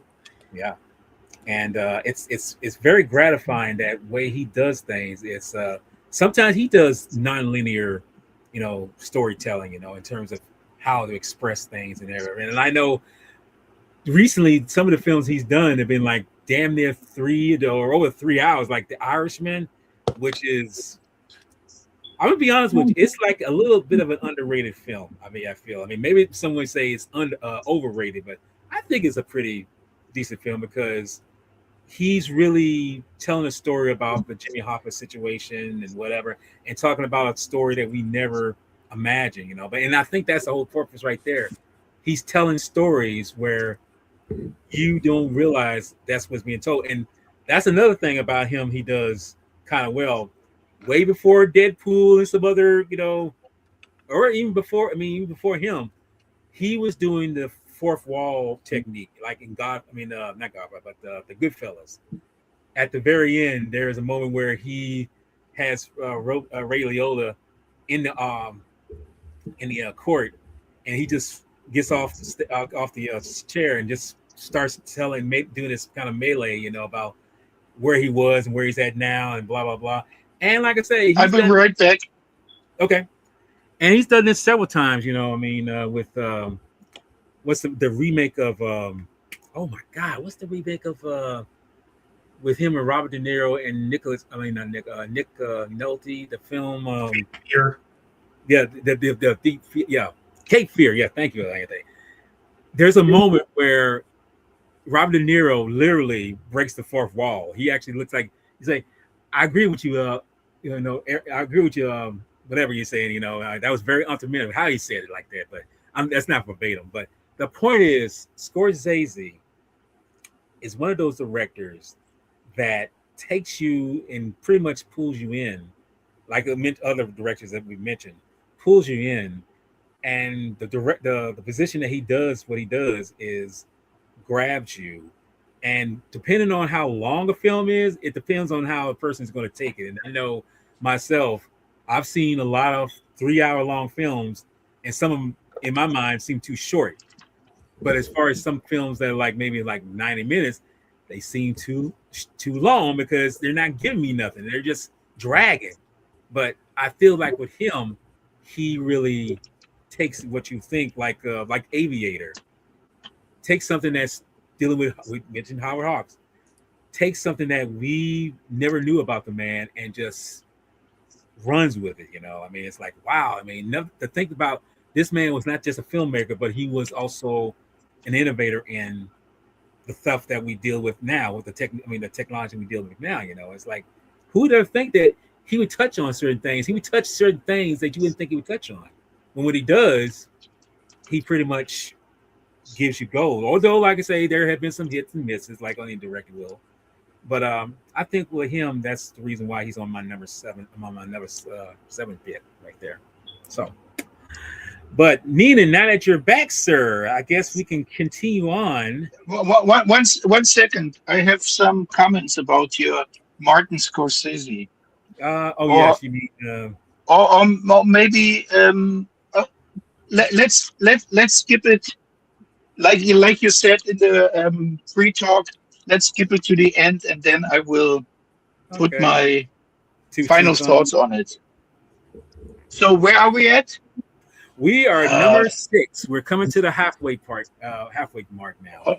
Okay, I have a technical problem here because my my mouse is not working to that I can. Okay, I have to open it on my cell phone. Okay, that's fine. I was gonna say if you want to, I can pass you for a second. Go to Anthony. No, that's okay. Okay. Okay. We are now at number 6, right? Correct. Yeah. Okay, my number 6 is Alfred Hitchcock. Okay. Snap. And that's my. I placed Alfred Hitchcock at number 6 because he showed more clearly than almost anyone else how suspense work in cinema, crime films, and thrillers existed before him. But he turned them into very precise film language in films like Psycho, Vertigo, or Rear Window. Tension is not created only by the story itself, but by editing, camera perspective, and information given to the audience. Hitchcock worked very deliberately with what the viewer sees and what the viewer knows, and suspense comes exactly from the difference. This way of storytelling can still be found today in many different genres. While Wells expanded the formal possibilities of cinema, Hitchcock demonstrated how those tools can be used in a very controlled way to create a specific emotional effect. That is why I placed him at number 6, because his influence is still directly visible in modern filmmaking. I can tell you some. Hold on. I have here anecdotes. Yeah, in Jaws, Steven Spielberg used the daily zoom of the beach space distorts. That's exactly how panic feels. In Get Out, Jordan Peele uses Hitchcock's principle of voyeurism and subjective POV to keep us trapped in this sunken place. In Godfellas, in the diner scene, Scorsese uses the dolly zoom to show how paranoid physically narrows the room. That's what I was writing, and that's why he's so influential, because that's how that he influenced also the greats like Scorsese. Hey, man, that's my take. Sorry, I had to read it because I was writing everything in German, and then I had to translate it. No, that's cool. Now, bro, look, that's why I say you take your time, because this just adds on to knowing that that's how passionately you're discussing it. And like I say, there's nothing wrong you reading, because I've had to read some things myself, just to get something out. I feel like if you don't have that information, you won't be able to express it like that. Like these directors that we're talking about, they had something that helped them to express certain things, and I feel that's the reason why we're discussing them now. Otherwise, it wouldn't be no bother in talking about them, because they were right. They do, But Anthony, what's your number 6, sir? Well, my number 6, it's not so much for his, even though he's directed some great films, it's not so much for that library, but just for how many hats he wore while making his films, and that would be Clint Eastwood. He would direct and star in many of these films, and how, and I'll keep it brief so Kevin can add some stuff. Just how multifaceted he was. He could do the action, yet with films like Play Misty for Me, he showed how he can handle suspense, and I don't think he gets the credit he deserves as being a truly influential director. Yeah, because this is funny. This is the same guy who would have his first acting debut in a cheesy Creature from the sequel to Creature from the Black Lagoon. Yeah, it's like, wow. I mean, go figure, he would become this, gargantuan of stardom, as the saying goes. Yeah, look at Sylvester Stallone. He started in a porn movie. Yeah, that's that's a history I feel people don't know, but yeah, he did do that. That is a fact. And also, add on the professor also, Rope, which was one of the first, if not the first film to feel like it was done in one take. Mhm. Hmm. All right. Yeah. Well, One second, I forgot it when I was talking about Hitchcock. There is a very funny anecdote about Hitchcock. Um, he was prohibiting the cinemas when the movie Psycho started, that there when the movie started, the cinema was not allowed to put to get people inside the theater when the movie started. So he said nobody gets in, and accidentally that's how he created the lines around cinema, because the people had to wait for the next how do you say next. Rex, attendance, I guess, or viewing. Yeah, the next show. So they had to wait for the next show to get into the movie, and so he accidentally created the lines around the cinemas because the people wanted to watch it, and he was forbidding nobody goes into the movie when the movie starts, particularly only in Psycho. Wow, that's something I never would have imagined, because I always thought that was there by from the get go, But go figure that he was a pioneer when it comes to that. That's like okay, And it didn't make sense when you know the movie Psycho. right? Hold on, it's the same. Wow. Well, with that being said, Kevin, what is your number 6, sir? Well, it was going to be, I said it earlier, Okay. Alfred Hitchcock. Okay. So And then I thought, you know what, I'll swap that out because I did have a couple of directors who were my backups. okay. My backup for Alfred Hitchcock was Clint Eastwood. So So you got royally not screwed. You just got screwed. I don't mind being screwed, but it depends who screws it. But And who's the backup anyway, of Clint Eastwood? so I do have somebody else. Okay. I'm just top of the class. Oh God. This one is a different choice because of what he did to a genre. Okay. And the person I'm talking about is George Miller, who Okay. created the Mad Max franchise, because he created a new wave of action when it came to the Mad Max franchise. Like his camera devices on the front of vehicles, the engineering work to be able to create them amazing action shots.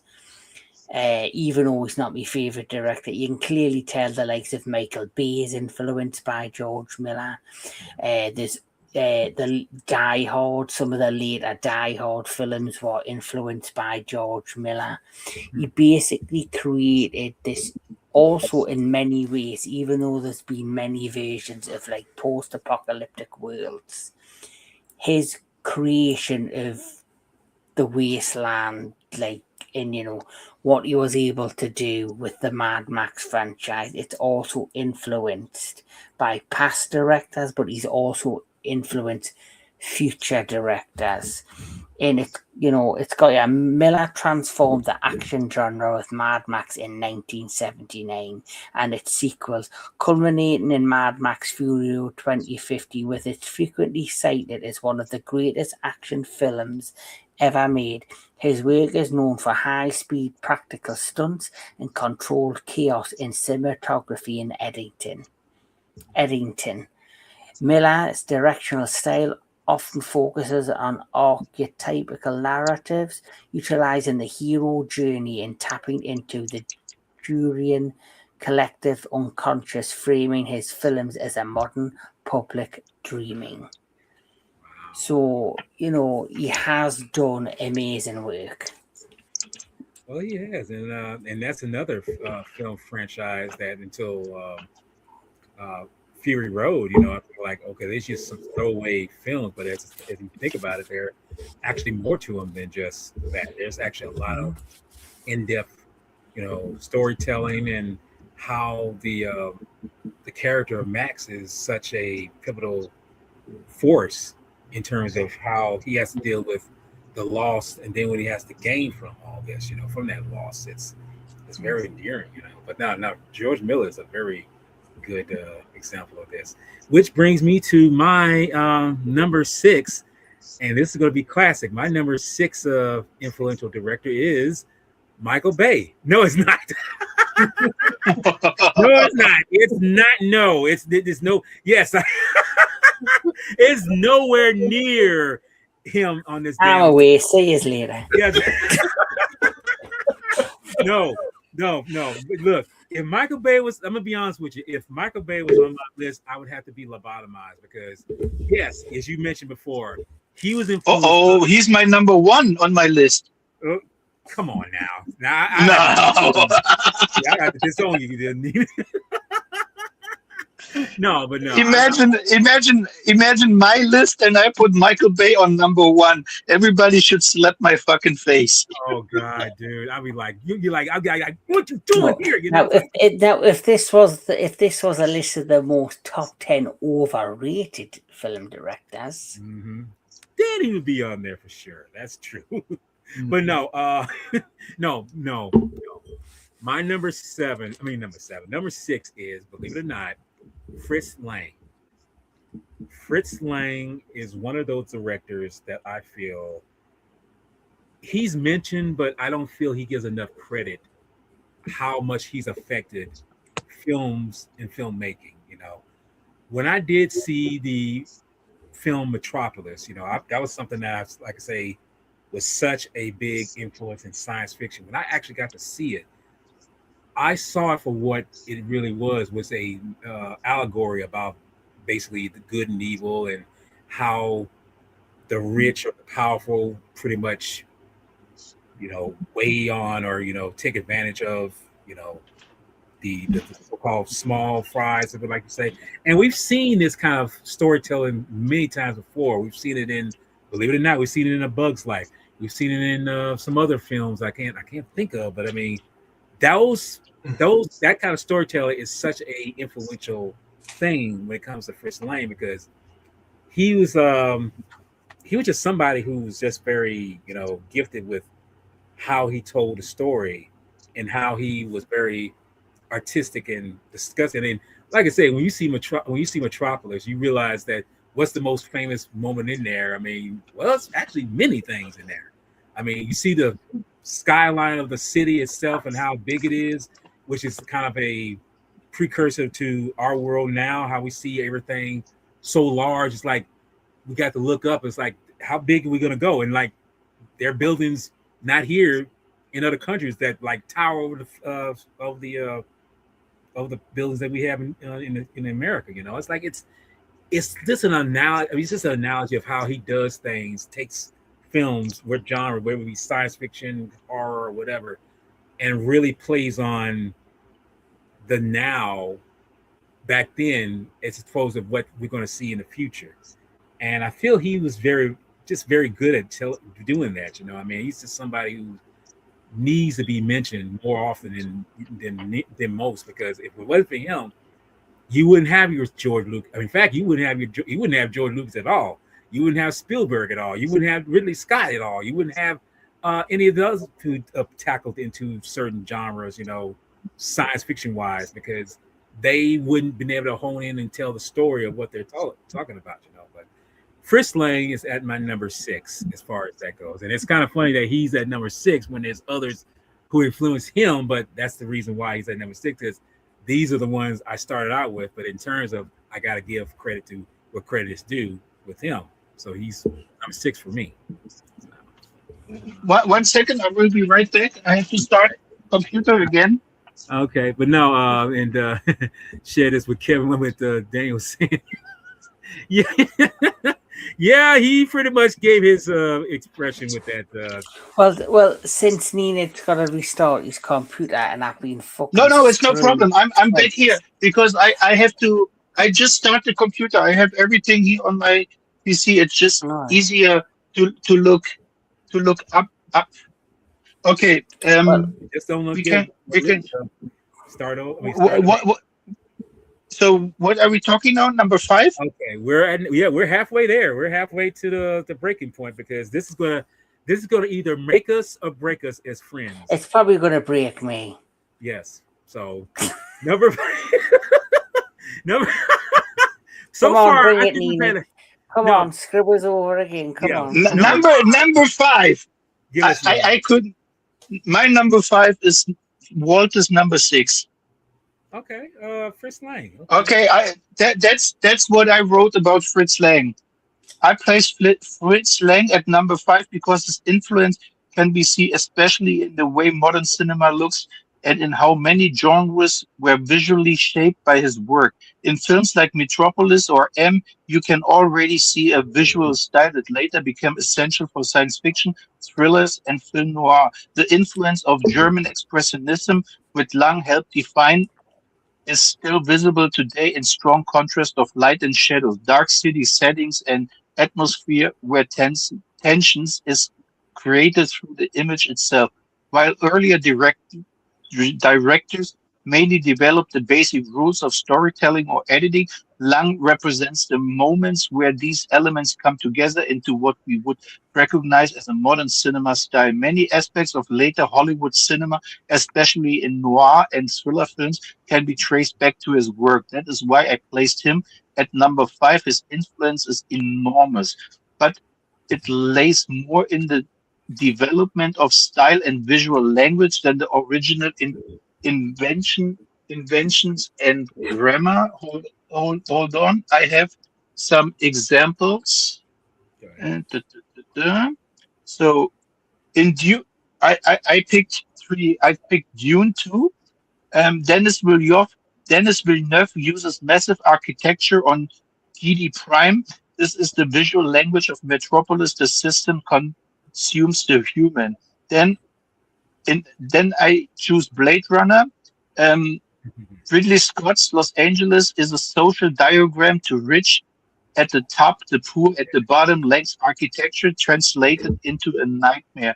And in Joker, Todd Phillip uses Gotham City as a processive architecture. The stairs symbolize length principle. The environment occupies the individuals. That's and Fritz Lang is, for me, I had to put him on 5. I would have put him um, higher, but the problem is I couldn't put him higher because the people who are coming above him are more influential in certain things. But Fritz Lang is for me one of the biggest influential directors in for every genre. Imagine without Fritz Lang, there will be no Dark Knight. There would be no Christopher Nolan. He with the language of Fritz Lang, his noir films like I, the movie M is one of the greatest movies of all time. It's so good, and the lights, and I go so far. Without Fritz Lang, there would be no movie like Sin City, and it's the language that he represented with all genres. It's like, for me, he's the godfather of the modern cinema. Without him, there would be no cinema, because, like I said, he influenced Christopher Nolan. Without him, there would be no Dark Knight. There would be no Blade Runner. There would be no modern Star Wars with this world building, with the lights, with the dynamic. And he was a master of um, like of that. Also, a city can be a character in a movie, Yeah. and that's like when you watch we're talking about the first Joker movie, not the second one.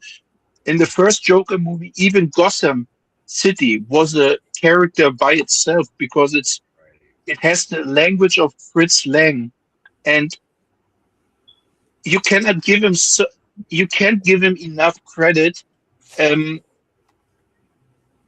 what he did for for our cinema, how we watch it now. It's it's not there is that's why when Quentin Tarantino came to Berlin and went into Babelsberg, and he got into the in Babelsberg studio into the Fritz Lang studio, and he went on his knees and kissed the floor because he knew he was working there, and he's in the footsteps of Fritz Lang in Babelsberg.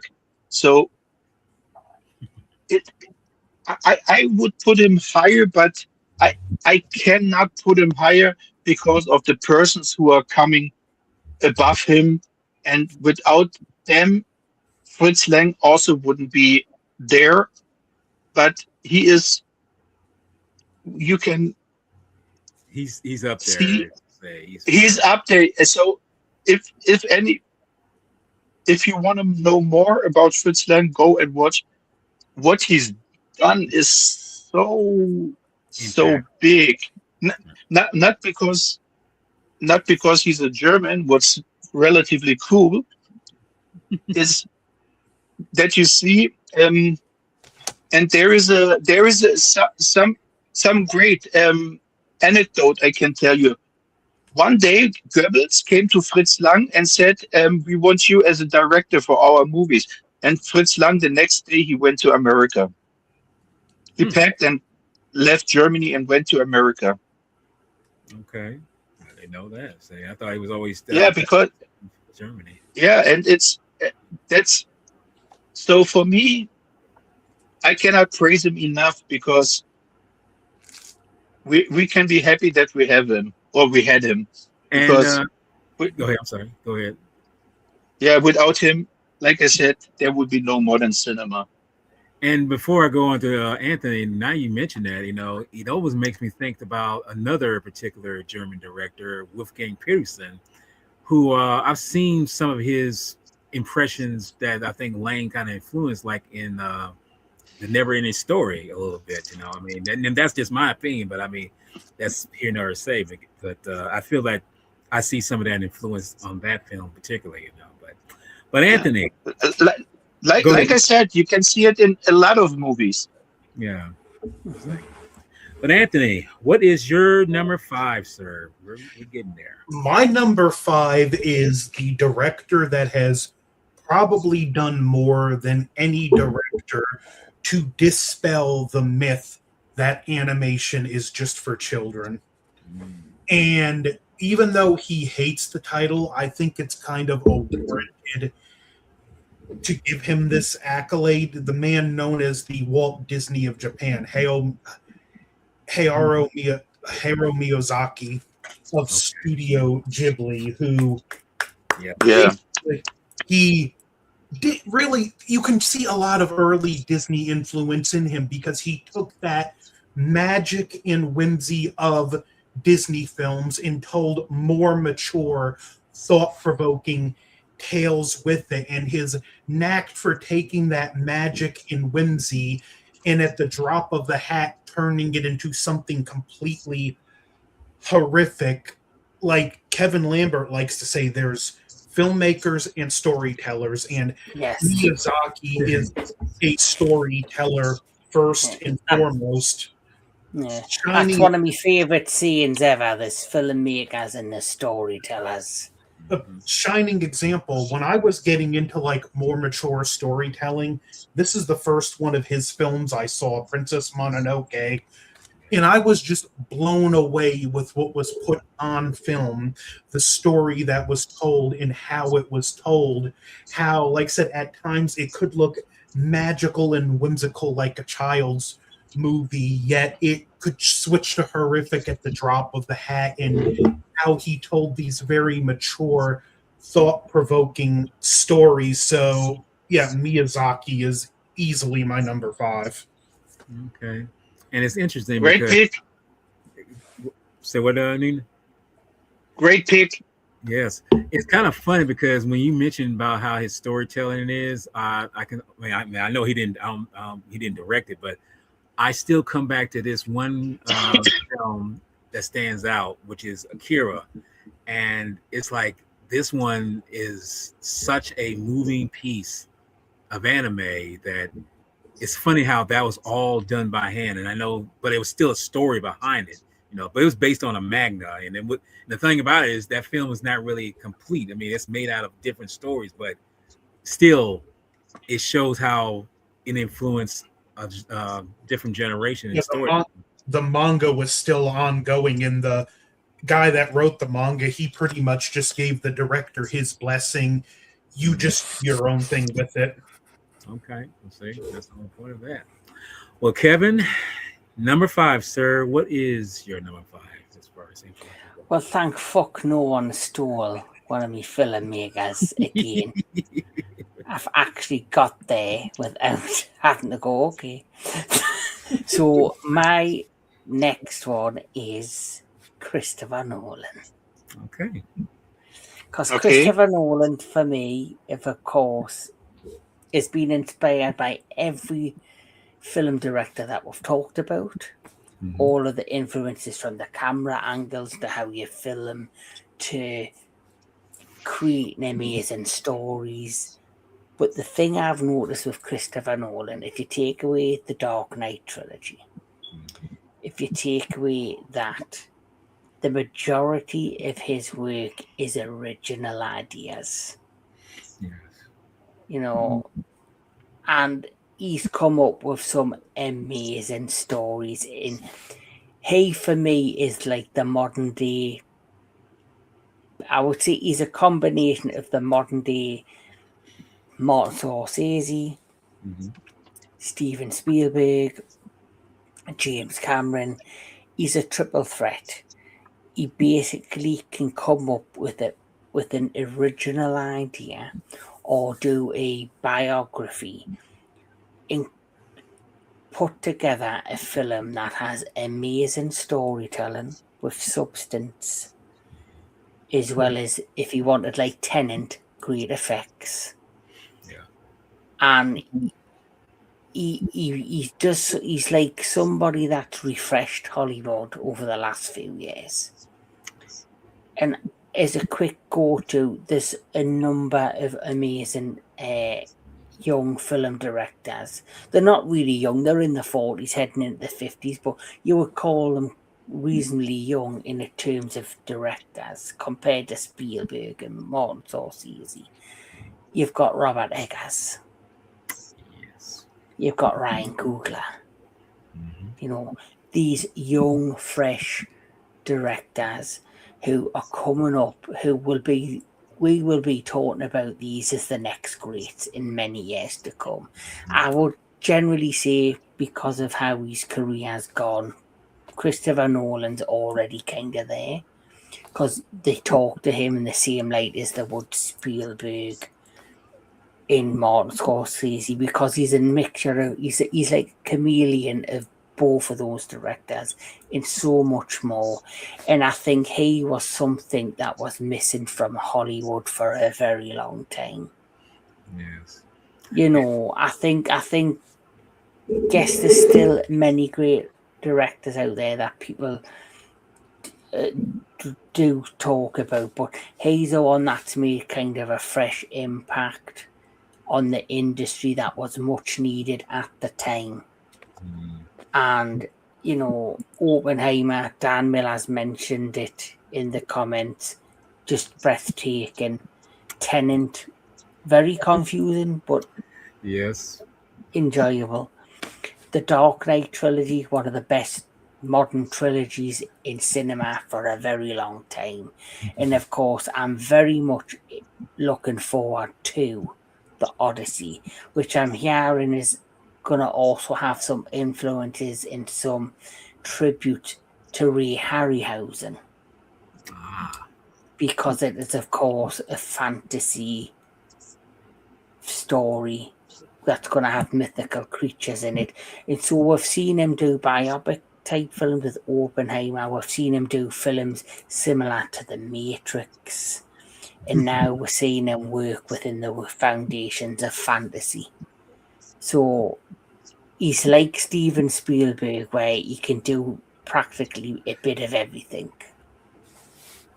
So he's pretty, yeah. Because I was going to say, because he's somebody who's not thinking about the technique so much. I mean, he is, but he's thinking about how is the story going to come to light.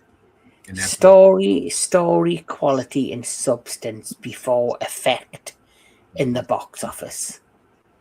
And if you put that before anything else, you're a good director in my eyes. and he's one of the few who's actually done that. Very few. Well, my number 5 is we mentioned him already, and that is Stanley Kubrick. Stanley Kubrick, for lack of a better word, is one of those individuals I feel can never really be matched in certain areas. I mean, because he's tackled, and it's something that Kevin mentioned, he's tackled all genres. He's done the sci-fi, he's done the horror, he's done the comedy. And one particular film that I think you didn't mention that I find is very underrated and not speaking about is Doctor Strangelove. That is a very complex film. It's just a satire, but it's a satire where it's like, what is it really saying? You know, it's like, well, it's saying that we human beings, we are just this analogy, we just this enigmas of craziness or stupidity. Well, forgive me, Walter. The reason I never mentioned that particular film because I've never actually seen that one. Okay, well, then I guess that's the reason why. Well, I would highly recommend it to you if you ever get a chance to watch it. But it's a definite film that Kubrick has set the groundwork on it. And can I say that when you see a film like Full Metal Jacket, let me just say that this is the first time when you realize how real world it really is, because I never knew. I can say right now, it was thanks to Mr. Kubrick that I found out how drill sergeants really are. They're not the kind that play around. And Kubrick was like, well, we're not going to play around either. We're going to really show that this is what this kind of stuff is going on when you go in the military, whether it be the Army, the Navy, or the Marines. You know, it's like that. And like I say, him tackling horror as far as with The Shining, we already know that it's not going with the book Stephen King gave out. We know that.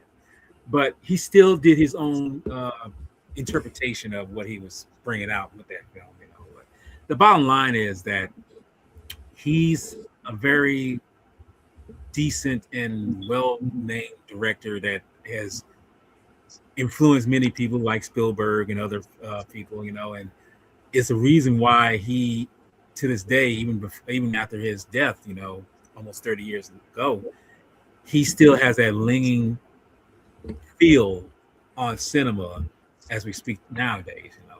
But that's my number 5. So, and since we're closer to the number 1 spot, we'll go ahead and keep going with it. And Neenan, what is your number 4? And hit it where it hurts the most.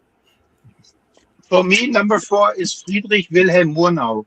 I placed Friedrich Wilhelm Murnau at number 4 because he played a crucial role in turning film into a visual art form. In films like Nosferatu and Sunrise, storytelling happens not only through plot, but through light, camera movement, and composition. Murnau made the camera more dynamic, worked with shadows and visual filming, and showed that mood and meaning can be created through the image itself. The influence of German expressionism, in which Murnau was a central figure, can still be seen today in horror films, film noir, and author cinema. Many later directors, including Lang, Hitchcock, and Wells, adopted elements of this visual language. Compared to Lang, his influence is less connected to specific genres and more to the visual language of cinema itself. That's why I place him at number 4, because he did not just make important films, but helped define what film can look like. And 1 second, I have to check if I have here some. Hold on. Where do I have it? Where do I have it? Sorry. I have it here. So I have some examples in like The Shape of Water. Guillermo del Toro lets the camera float. This fluid movement is the modern form of Murnau's vision of the ghost-like camera. And in The Revenant, the camera flows around the fighters. This is the absolute liberation of perspective that Murnau initiated. And in Gravity, in the long takes in space, the camera loses all orientation. Murnau's desire of camera with its own concussionness. Okay. You know, I hope it's good translated because I try to translate it, and I hope it's always good Your that everybody understands it. your English is better than you're giving yourself credit I was for. going to say, yeah, you are.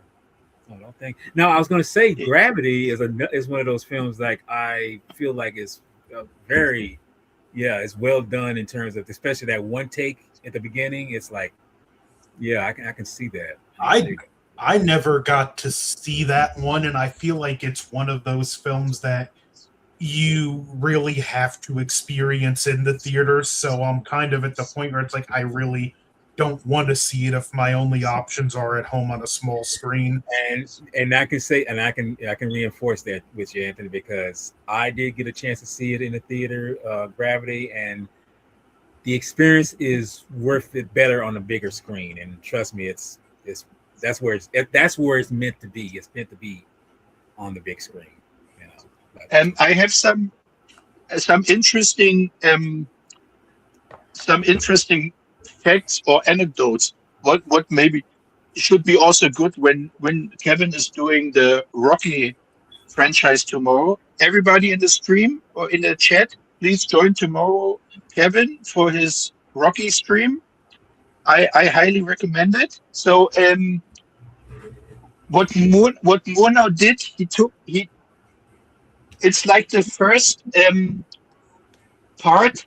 What Murnau did, he strapped the camera around the belly of his cameraman, and he took the camera off the tripod of the tripod and let him walk around with the camera. I wrote it down here. Murnau strapped the camera to the operator's stomach so he could walk through the set, the precursor of the Steadicam. So Murnau, in a sort of way, he was like the grandfather of Garrett Garrett Brown. Garrett Brown with his Steadicam. So and that's why I had to put him below Fritz Lang, because the innovation and how movies without his idea to strap the camera on the belly of the operator, maybe we have today still only movies on the tripod. It's like one thing leads to another, basically, when it comes to that. Well, yeah, that's my point. How I see the influential how influential directors were. Yeah. And like I said it before, you guys have great examples of directors who know how to work with the basics and the foundations, and it's absolutely great. And these, like the old guys influence the new guys, and the new guys will influence the other guys. Maybe there will somebody come out who influenced another generation.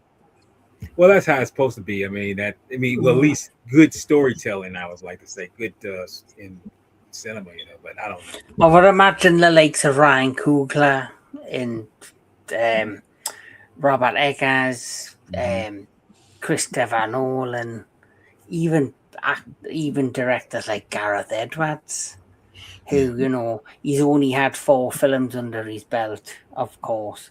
Godzilla 2014, Rogue One, for me, is his best film. He did The Creator, which was unique and different.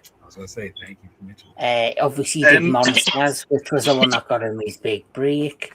So, he also did Jurassic World Rebirth. What will not go there. so you guys can correct me, but for me, I think Murnau is the godfather of the horror movies.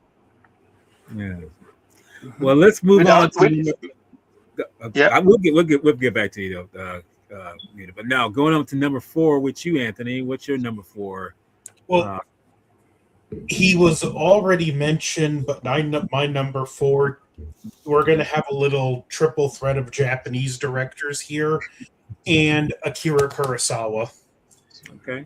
Just a brilliant storyteller who had as much of an eye for the visuals as he did telling the story, and someone who was willing to take technical risks. I forget which one of his movies it was, but to get this one shot he was really adamant about, they burnt out 3 lenses for the film camera to get that shot.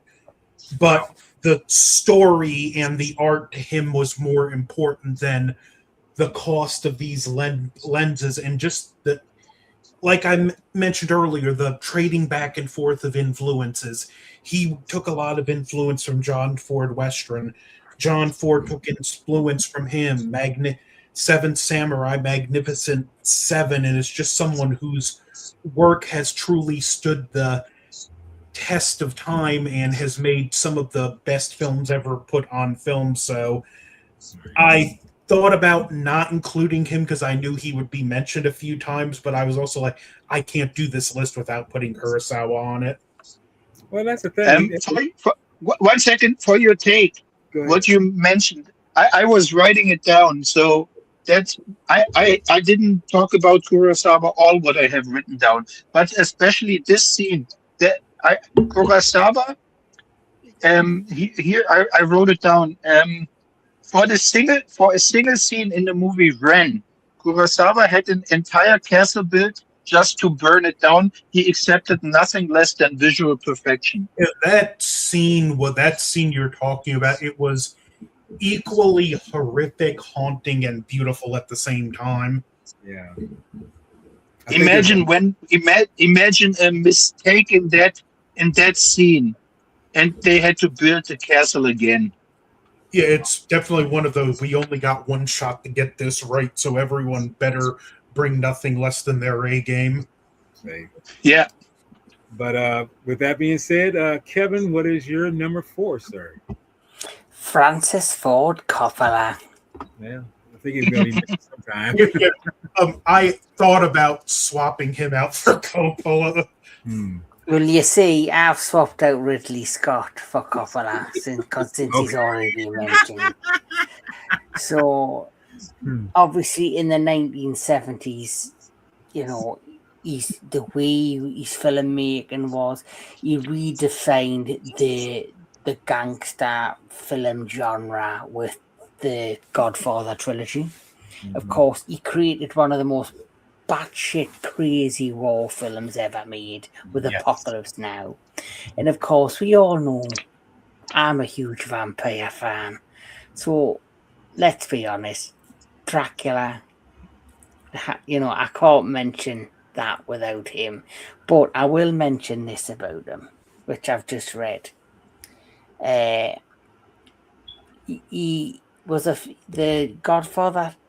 The Godfather trilogy changed the gangster genre by transforming it from a trivial into a high art crime epic, while also shifting Hollywood's portrayal of Italian Americans according to Tom Santrapitriano. I think that's how he sees me. And this is what I also enjoyed. He pioneered early video editing techniques and electronic cinema, particularly during One from Heart 1982, which through a commercial failure set standard industry practices for modern digital production. As one of the first major filmmakers trained in a formal university film program, he brought a studied and analytical approach to directing, aiming for the artistic perfection over pure profit.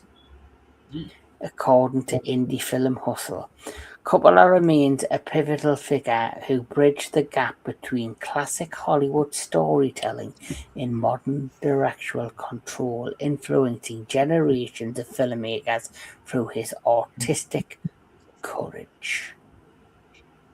Okay. Yeah. So he's There- another there- director, like I say, who put art, who put character, story before profit.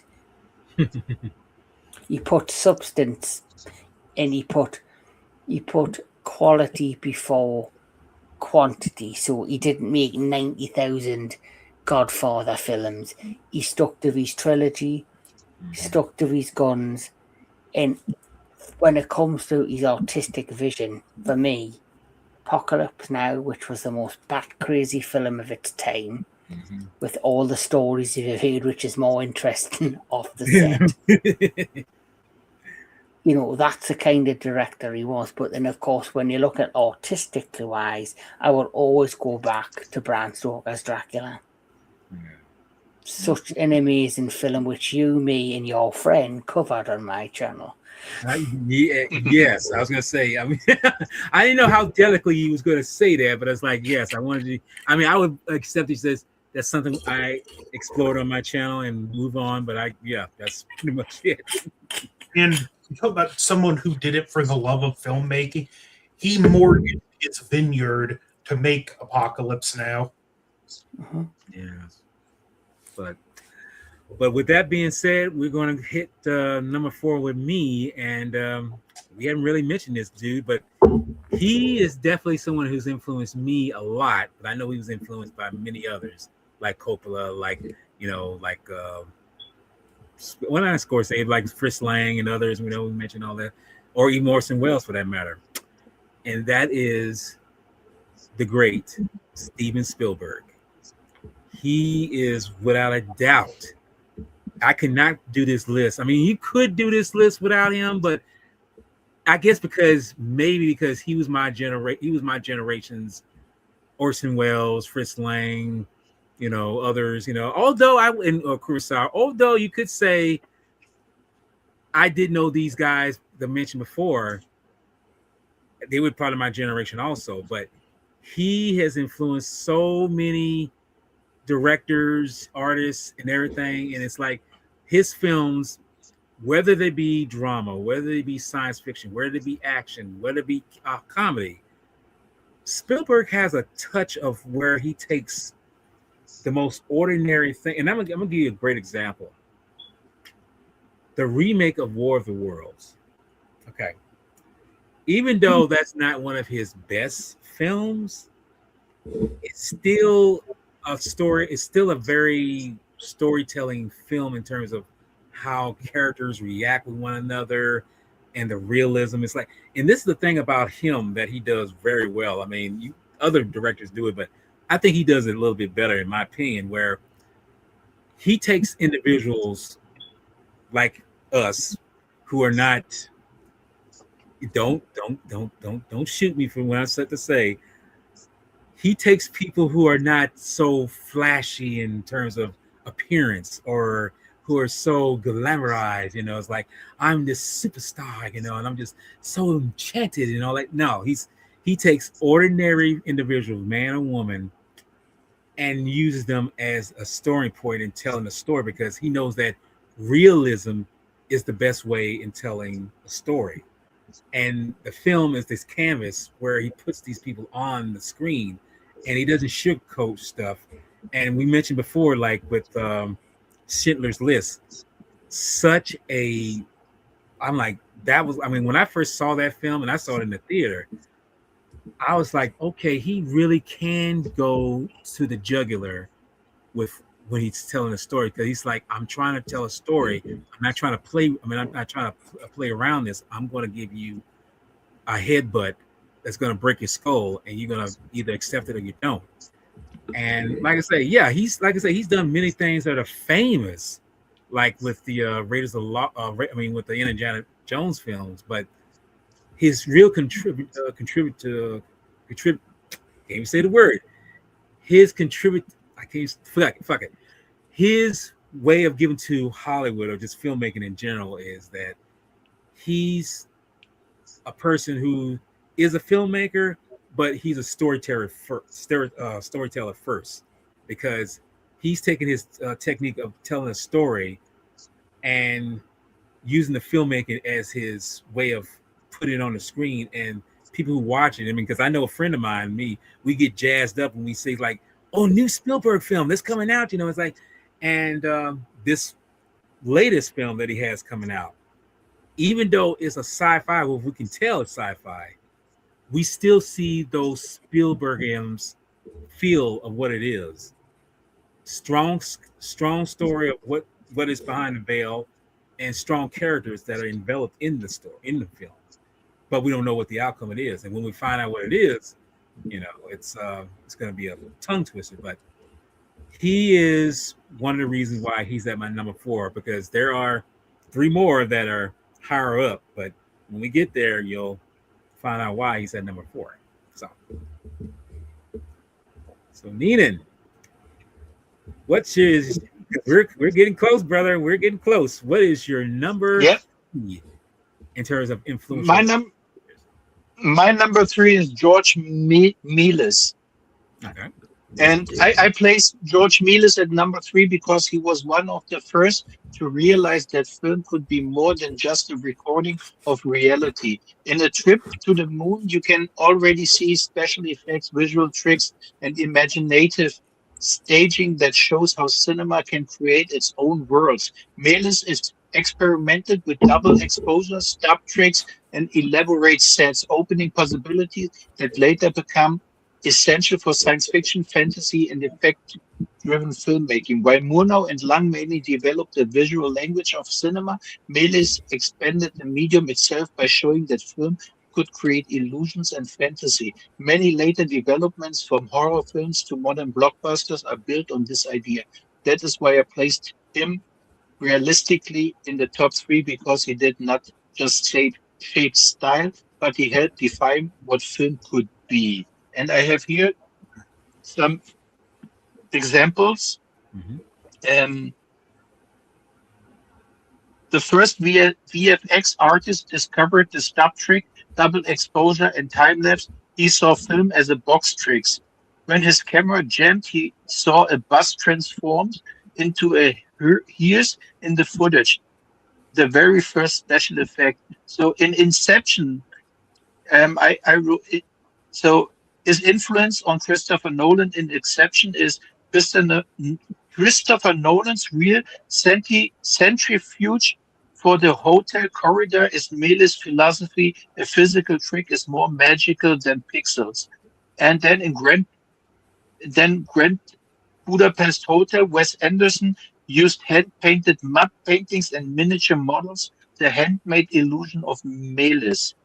And in Titanic, James Cameron combination of models and real water is based on Méliès' artisanal tricks.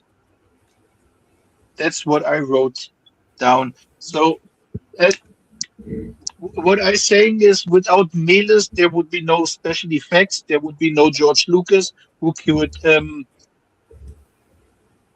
make some special effects. So he's the godfather for me for special effects, and that's why he has to be on my list as an influential director. All right, So bro. I like that. that's so. What my conclusion is that the approach of influential directors is such a such a great journey to see how and what director influenced each of one of you, and why why the directors are on the position they are. And that's very curious, that's very eye-opening, because it shows how shows also what kind of movie lovers we are and how we all respect the genre of movies and the people who are coming and who are still coming and who opened the way of film directing. So it's not only the directors. So you can also make a panel of who are the influential cameramans or who are the most influential music makers. But with directors, it's great to see how how influential the directors are to each of one of you. Right. And it's a great take to see it this way.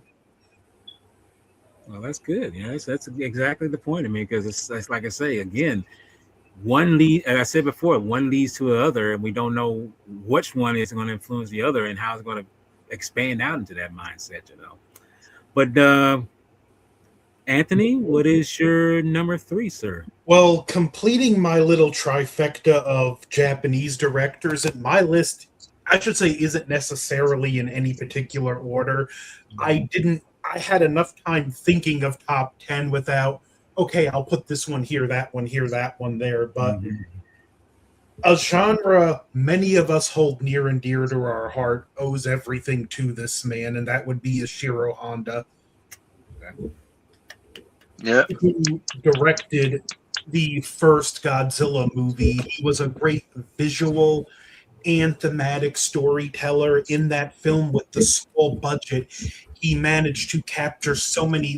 Godzilla's Rampage Through Tokyo has so many somber and just horrifying moments that even though the effects 100% show their age today, they still have the emotional impact. And even though he was a very focused director with a vision and adhered to it, he was also a director that understood there's no I in team, and he had certain people that he would repeatedly work with, like Akira Ikefube and Eiji Tsuburaya, that even though he had this vision, he knew enough to know these people know things that are out of my field of expertise, and I need them to put my vision onto film. So for helping to birth the kaiju genre and creating a character that's still going strong, coming up on 76 years later, he's Ishiro Honda is definitely one of my 10 most influential.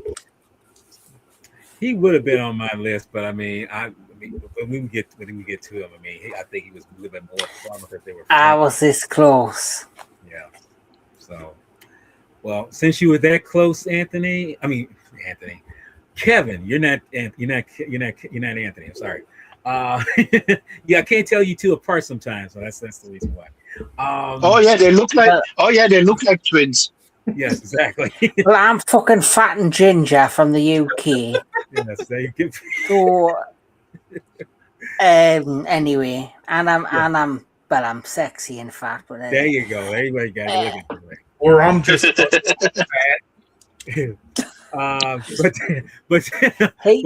He's sexy and fat, but he's from New Jersey. Carolina now. Yes, North Carolina. Oh, you're making me laugh, dude. What's your number 3, Kevin? It's none of your business. My number 3 is Kevin only talks about number 1 and number 2. I know. My number 3 is Martin Scorsese. Okay. For everything that you have all said, that's already been said about him. Okay. Amazing film director. Right.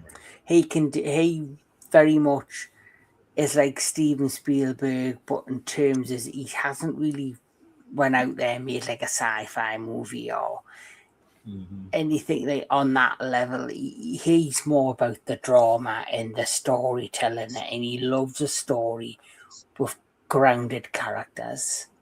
Yeah. And obviously the majority of his work, like you say, is with Leonardo DiCaprio. It's with, of course, Robert De Niro, Al Pacino, Joe Pesci, and he's made some amazing stars in his own right through his work. But I like his nitty gritty, grounded stuff. I love how he can, tell a story with these actors. And he is an amazing director with camera angles, zooming in on faces, getting the emotions and the expressions out of people. But I also think what has built his career is the people he's worked with.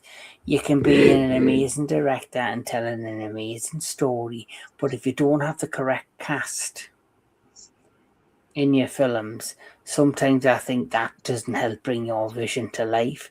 Now, I have seen many films where I thought the film was great, but there's certain people in the cast I would be like, well, that person would have done a better job in that role.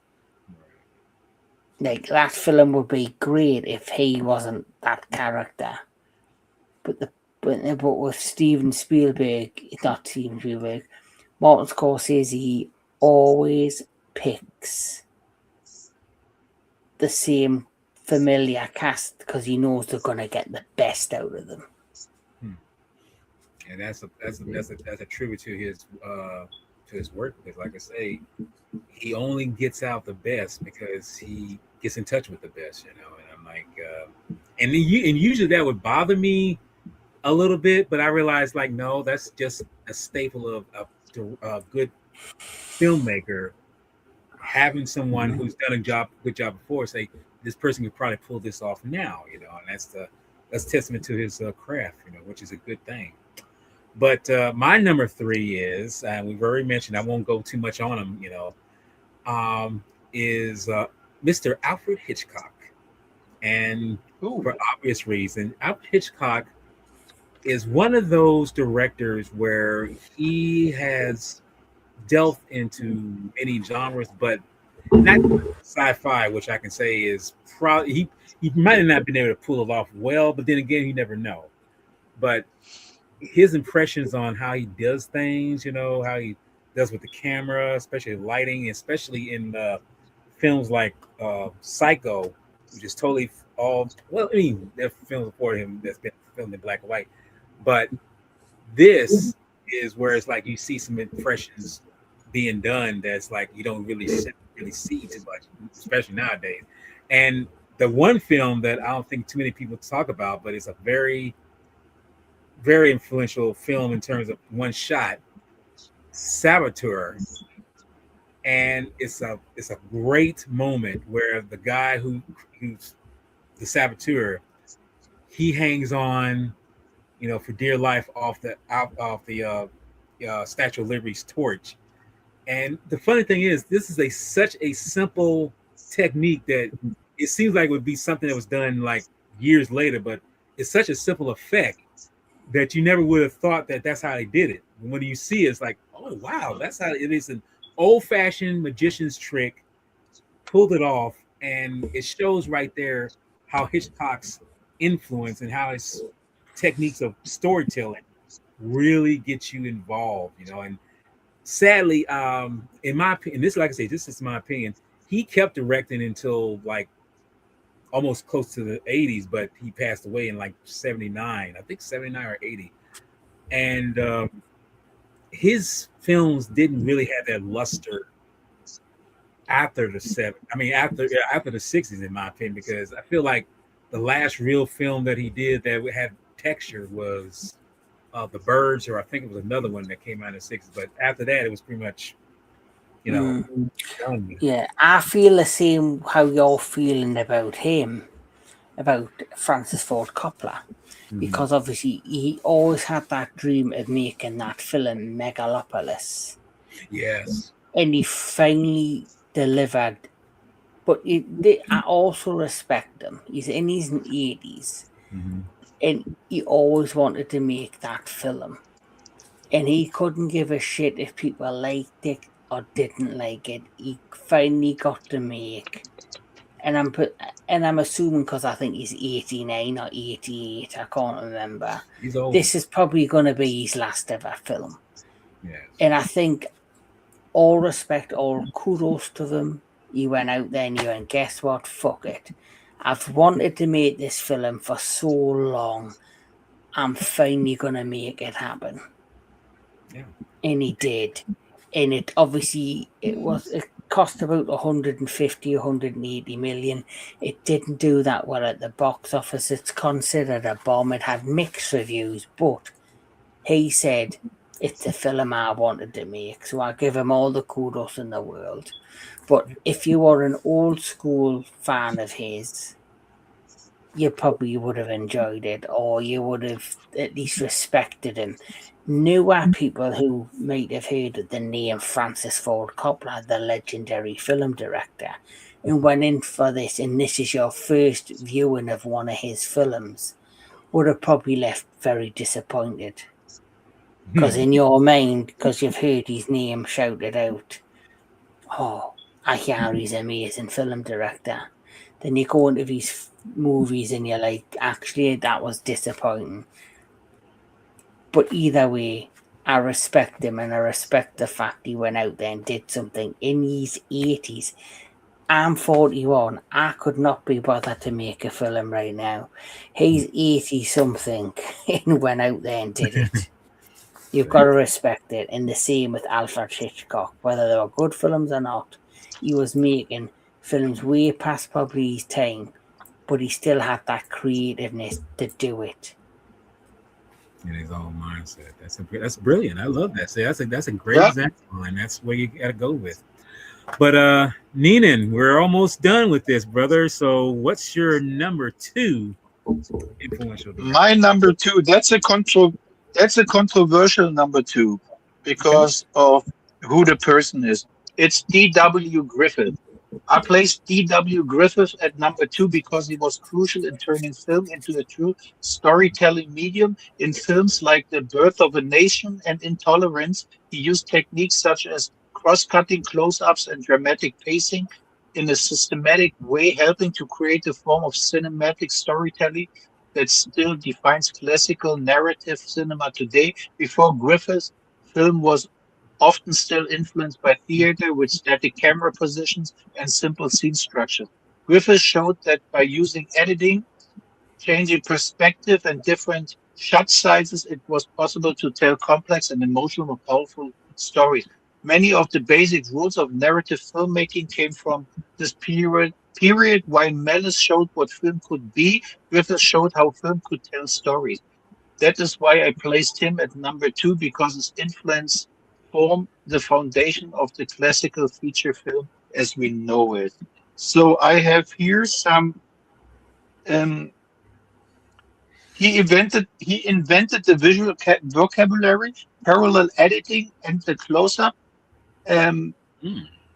He influenced Christopher Nolan in Dunkirk. Nolan's cut between 3 timelines. We understand that thanks to Griffith's logic of simultaneity. Then in Aliens, the countdown to the explosion during the fight in the classical last-minute rescue edit by Griffiths. Schindler's List, the close-up onto the girl in the red coat isolated an emotion in a crowd, a Griffiths tool. That's why I had to put Griffiths at number 2. I know he's controversial because his racism in The Birth of a Nation, and that was a bit, but he tried to. It helped revive the KKK in the 20th century. Yeah, but public reviews and white superiority. Reviews, but which is film give the KKK more influence throughout the country. But with his work as on Intolerance, he accidentally made a masterpiece. Well, and see, and look, and this is one of the things I'm kind of glad that you bring that up, about Mr. Griffin, because I know about his backstory, I know about it, But if you ask the average African American, if you ask the average black person, I guarantee you they'd be like, don't mention that name to me. I don't want to hear it. But see, I'm one of those ones who is more open-minded and realize like, hey, whatever was the past, the past. Look at the person's unique work load and see what that person brought to the table, and that's kind of thing. And need I add too, I love how, like I say, when you say you're English and everything, and I'm not even looking at that. I'm loving how very fluent you are in terms of expression, what you're talking about, because it lets me know that that's how this is brought to the table in terms of what you're talking about. So just want to give that's what we said in the beginning. There are people on my list that I don't have to agree with them, but I cannot take away the influence this person had on how we're watching film today. So I cannot ignore this, but I also can say, okay, I don't agree with what the person is, but I cannot ignore what he brought to the table in doing the movies. It's like with talking about wrestling. We can talk about Hulk Hogan controversially, but we cannot deny what he did for the wrestling community. So we have to. I can say I don't agree with Griffith, what he did and everything, but we cannot deny what he brought to the table for us, how we watch movies right now. That's two different. That's why I said before that could be a controversial topic, because I know a lot of people wouldn't put him in top 10, not even in the top 100. They would like to get rid of him. But for me, like I said, I don't have to like him, but I have to accept what he did for the movies, how we watch it. That's how I can put it. And I have to respect that, brother. I mean, because that's like I say, if you're not open-minded enough to respect the person's point of view on something, then it's no sense there's no sense people talking about it, So that's a good thing. Well, Anthony, what's your number 2, sir? Okay, first, I just can't not resist because of the Berserk fan in me, so I apologize for this, but Griffiths! Okay. Okay, my number, I just had to get that out of my system. Okay. My number 2 is Steven Spielberg. One of my earliest cinematic experiences was seeing Jaws on TV at home as a kid, and even as a little kid who couldn't even tie my own shoe at the time, I began to associate the name Steven Spielberg with quality. Even though I didn't know what the word quality meant, I knew if I heard Steven Spielberg, it was going to be a good or at least well-made film. And just there we go. Just gotta show it. Attention, Bear. I would love to have one of those. Yeah. There you go. Gotta show Great. it.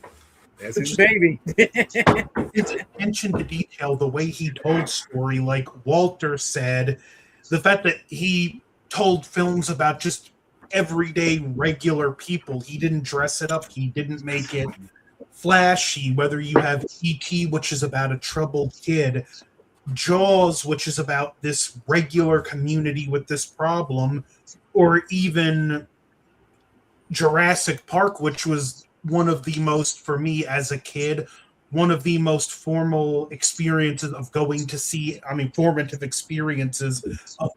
the theater to see a movie on the big screen. And it's one of those cinematic experiences that all these years later, I still remember the details of going to see it, even things that he had nothing to do with that the theater did. Like, did in just sitting through the film and like not being bored with the talking scenes, being blown away with the dinosaurs, the just attention to detail, the fact that he was smart enough to and willing to use the right special effects for the right scene rather than just, oh, we'll go all digital. You mentioned the War of the Worlds. Another thing prop I have to give that film is the sound design, like the noise he approved for the sound the Martian tripods made is absolutely terrifying, as well as some of the visuals in that film. So, yeah, not only can Steven Spielberg not be on this list, but even though I said this is in no particular order, he's still a director whose name needs to be near the top. Definitely. Good point. Well, Kevin, what is your number 2, sir? Michael Bay. Okay. Okay. Someone had to put it on their list, see? No. Mine is a director that's already been talked about a number of times on the stream, but he is my number 2. He's a director I have nothing but the utmost respect for. His work stands out for himself. His influence will carry on for generations. It is Akira Kurosawa. Okay. He is one of my all-time favorite directors. I have the box set with all of his samurai films. I want to get the box set with all his detective films because I've only seen 1 or 2 of them. I can just sit on my bed, put my television on, put the DVDs on, and I just get swept away. In one of my favourite all-time streams I have ever done on the entertainment headquarters is the Akira Kurosawa one. It was just so amazing, just celebrating that man's life in his career, in the influence he had on film. That, of course, I did say we're going to do a second one in September. And I cannot wait for that because outside of number 1 on my list, he is probably my all-time favourite director. Brilliant. I like that. It's, Kurosawa, I mean, you cannot say Kurosawa is not influential in some way or another. And I think what when Nina mentioned about Sergio Leone, I mean, he would have been on here, but I feel that someone else influenced him in order to be where he's at now. I was that close to adding him to my list as well. See, that's why I say that's so influencing. And what's it with Professor? And I've not seen High and Low. I'm gonna be honest with you. I have not seen that one. I need to see that one for sure. Well, all I'm gonna say, Dan Miller, wait till September. Yes. For the Akira Kurosawa Part 2. It makes sense. Makes sense to do a number 2. Well, on to number 2 for me, and Mr. Neenan brought it up. George Méliès, I feel, is one of those individuals that if you don't, I mean, I'll put it like this. If you're a filmmaker or film lover, if you do not know who this man is, I'm saying to myself, I'm gonna just tell you right now, you are not what you call anything of what you say you are, because Méliès is literally someone who shaped the way we look at films today. He is, I think, I would be right there. Okay. He literally, Nina said it best. He shaped the way we look at films today in terms of effects, how we do things, and how it influenced so many other individuals in the genre in terms of what Anthony mentioned, you know, Shiro Honda. I know him working with E.G. Tsuburaya, you know, they was the godfathers of, you know, tokusatsu filmmaking, you know, and I know others, you know, in the film industry, you know, like I say, Spielberg and otherwise, showing how to shape and take. And I'm gonna mention too, Mr. James Cameron. He was influenced by him too. I know he was. The shape and mold the way we look at films. And can I dare say that he is somebody who helps us to create something out of the blue out of the air, who have incredible imaginations like myself, who just think of something just random, it's just like say, I wish I could put that to film, but unfortunately I don't have the skill set. But thankfully, things like this give me an example. I can create out of nothing and hold up, where is it at? Create out of nothing, but kind of say like this is kind of what I would like to see come to light.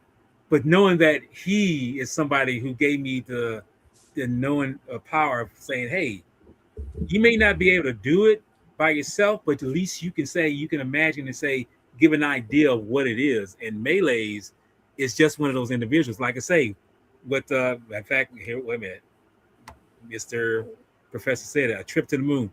Such an iconic film in what it does, because you see, look, you look at that film, what stands out the most? What's the most standout moment in that film? That's the moon moment where the capsule hits the eye of the moon and it's like stuck in it. It's like that sticks in your mind. It's burned in your mind so well that it's like, how can you not forget that? And we mentioned Martin Scorsese. He was the one who did kind of a mismatched bio on Melee's called Hugo. And it's just like I say, that shows right there how influenced he was by him. So without Melee's, I don't think he would have the films that we see like Endgame or anything like Abyss or maybe even Star Wars. He was the first man that took what was in your brain is your imagination and fantasy of vision and put it on screen. Right. And made it happen. Because that was his thing. Yeah. You and me, Walter, Anthony, even Nenad, we are kaiju fans. So imagine back in the day if we were around when he was around. He had the mindset and had, the ability to then go to maybe, yes, he created, A Trip to the Moon, but imagine if he had the ability back then to create the first kaiju film. We would have all been so hypnotized by it because he was the man that discovered a way of taking what was in your mind or what was in your fantasies and putting it out there. And as you've mentioned, not only has this man influenced special effects and was basically one of the first ever special effects artists out there, he's influenced film, he's influenced television, he's influenced artists, painters, he's influenced computer games, he's influenced comic books. Yeah. He's done it all. And it started with him. Exactly. As I said before, one thing leads to another, but the thing about it is, how did it affect everything that followed through? It's almost the Eve kind of situation. Go ahead, Nate. For me, that's why I put him on number 3, because for me, the other two above him were for me more influential about what Melis did, because for me, what you can say about Griffiths what you want, but for me, what Griffiths did with the storytelling is more influential than what Melis did. And that's the whole point of it. It's like it's in. You see, that's why I say with this whole list, I know because I asked Anthony this and I asked this Kevin, and I know for you too, Nina. But this list, our personal list, it's not easy. But it proves right there, if it was easy, then that shows like that was like, wait a minute, if it's that easy, then it's not that really influential, because it shows that we feel like, oh, we're just like the rest of the, you know, fans or influencers, you know, whatever. We're just like everyone else. We say, oh, this is the one who we're going to pick. This one is like, well, no. Which one do we feel is more ingrained in our souls in terms of how it affects us, you know? And like I say, Yeah. that mindset is like, it shows right there. If the list was hard to come out and you know, pretty much spit out, proves that you really are thinking about which one is really there to say that that's what you're going with. And I feel that's why. Yeah, but go ahead. yeah, that's what I'm saying. But if you going with the straight facts, so like we say, when you go straight facts, and you're talking about influential directors, for me, there was only one way to do a list, and that's for the people who are really. I'm not saying that the other ones didn't were influential, but for me is who really influenced the cinema we have today.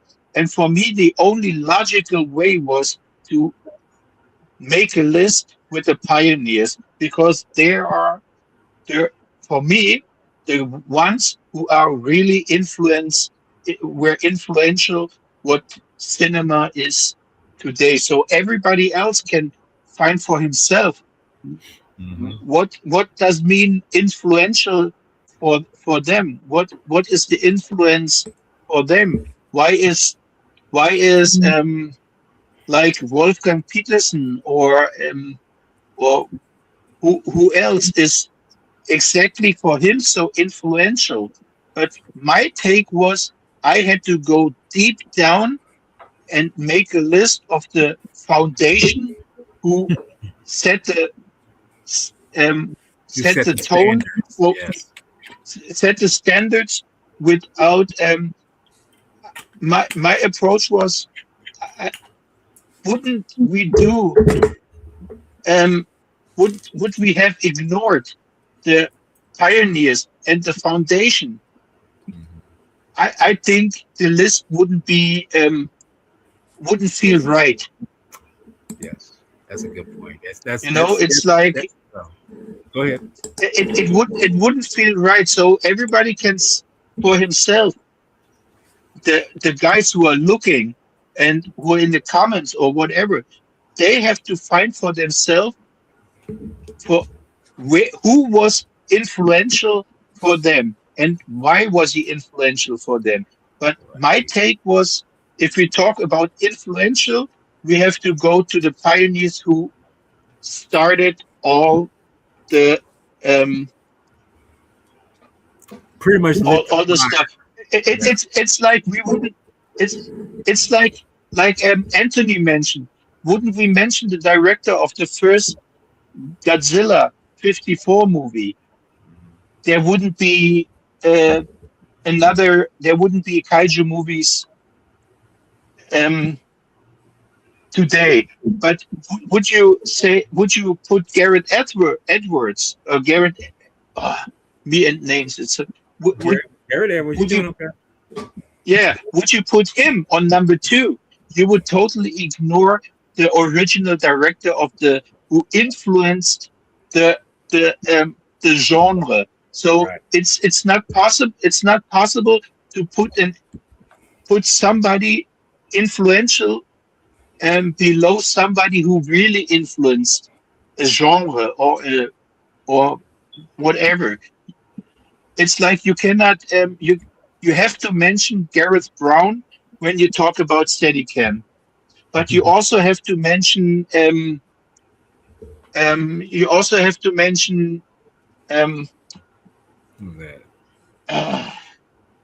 I know it's like I say. I mean, that's I get you. Yeah, you have to also mention people who were before. So that was my approach, but Um, yeah, that's what I wanted to try to say. Okay, now you, I hope it. I hope it makes. I hope it makes sense. What I was trying to say.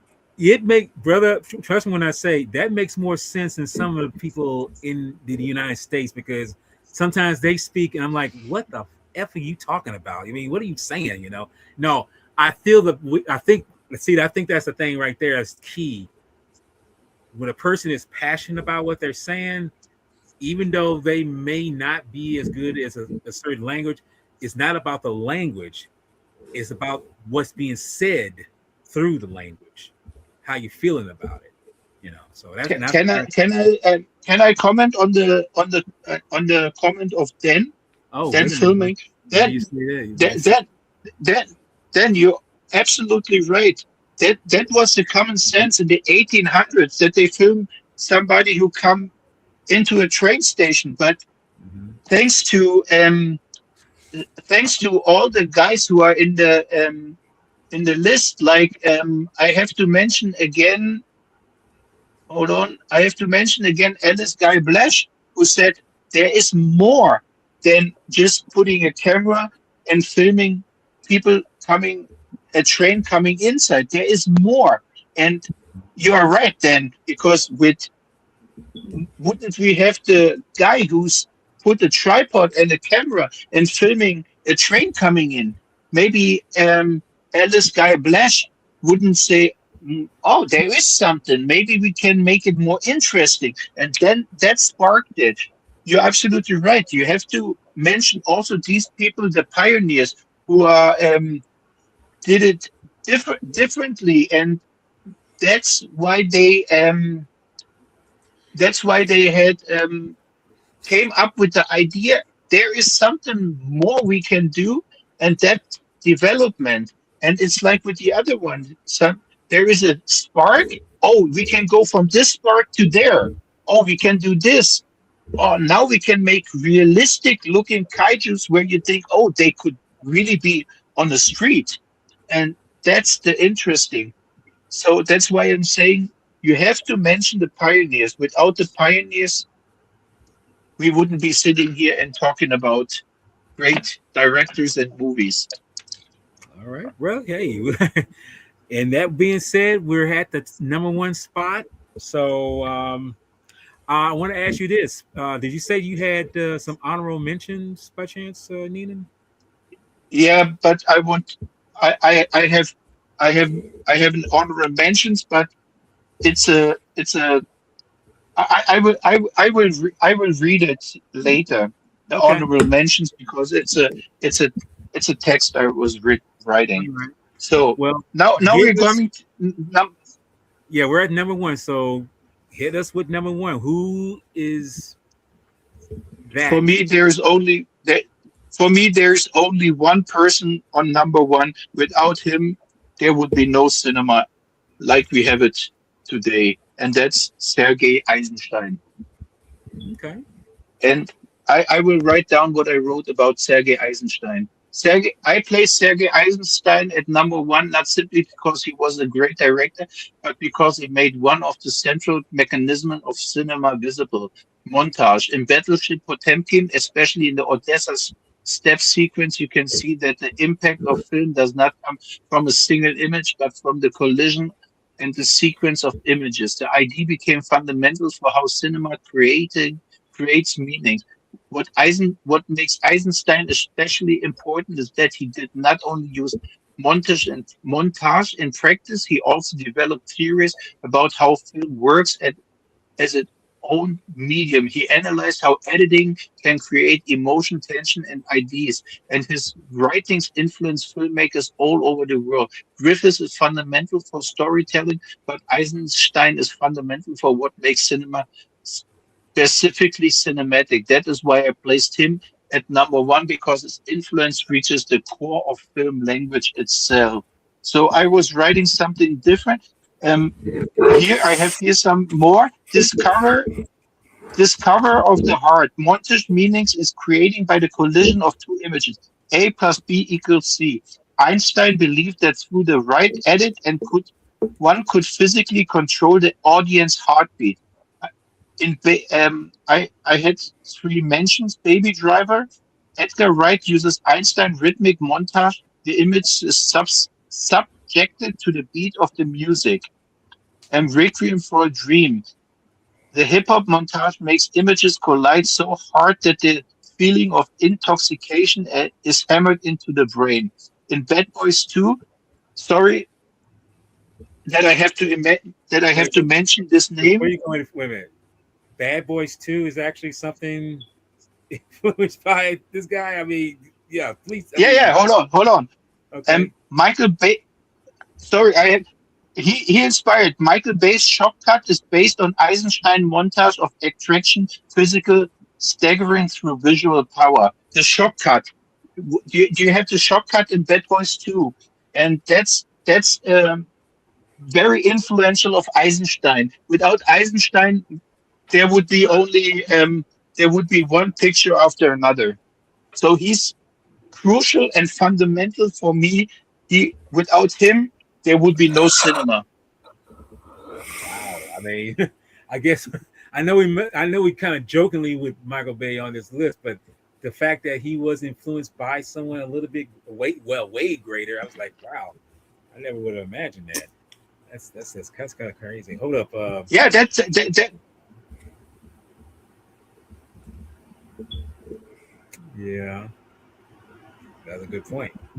But no, I mean, like I say, I mean, I know I'm giving Michael Bay a lot of rant and everything. Well, like I say, Raz, well, but at the same time, him able to be mentioned and being influenced like that's saying something. You know, I just never imagined that. That's crazy. Okay. Well, Anthony, you there? Yeah. Okay, I didn't know. But make sure. What's your number one? Well, as they say, there can be only one, and that one has to be Uwe Boll. No, Alfred Hitchcock. I had to turn the camera off because I couldn't keep a straight face for that. We had two people fake out Michael Bay, so I was just like, yeah, what can I do that even tops Michael Bay? So Uwe Boll, Jesus Christ. But Alfred Hitchcock. The fact that his name is even mentioned next to Alfred Hitchcock's. Okay. No, but like not just for how long he stayed in the film industry, the stories he told, how he pushed techniques. You have films like Lifeboat, which is literally just basic camera angles with people sitting in a lifeboat for the whole film, and it's not boring. The dialogue and the characterizations keep you engaged in that film. Films like Rope, where it's one of the earliest examples, if not the earliest, of a film feeling like the entire thing is done in one solid take, or what I think is his crowning achievement myself. My favorite Hitchcock film, why did it slip my memory for a minute? Rear Window, and just how he told the story in that film. You have this guy with a broken leg looking out his window, and how you had all his neighbors conveying story without dialogue. And then there's that little corner of the screen with an alleyway that shows the street, and you see like the occasional car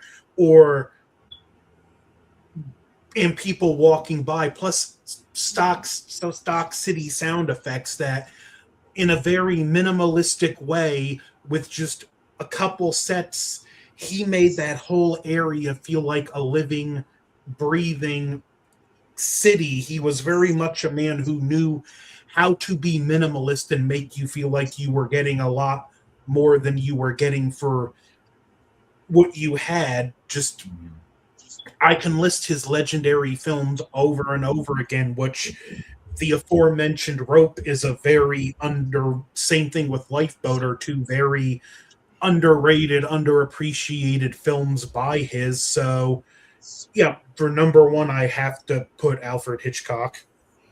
All right, nice. Well, I mean, I know someone was going to be at the top, but I didn't know exactly who.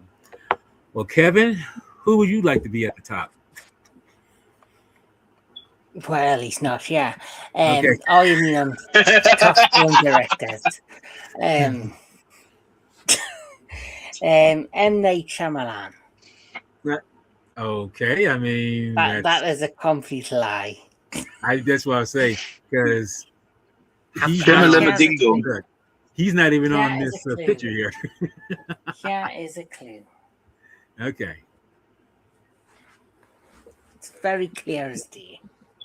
Okay. Wolfgang Peterson for Godzilla 1989. This is, of course, Mr. Steven Spielberg. Right. Why, Mr. Steven Spielberg? Why indeed? Please.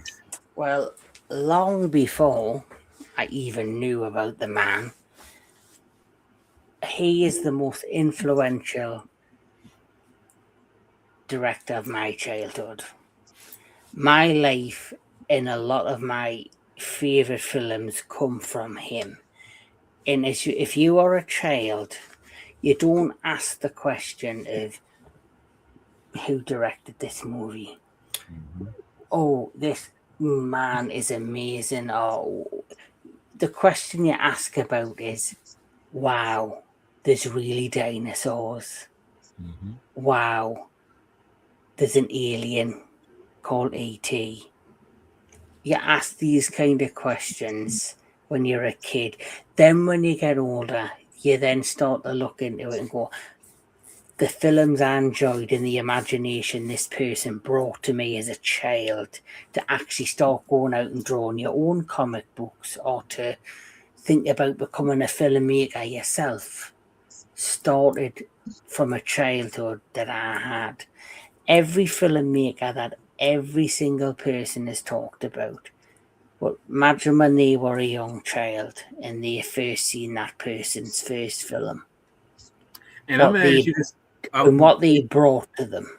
Mhm. But I was gonna ask you when you found, well, like I said, when you got embedded in what Spielberg and everything, who he was it through someone else that introduced you to want to watch Duel?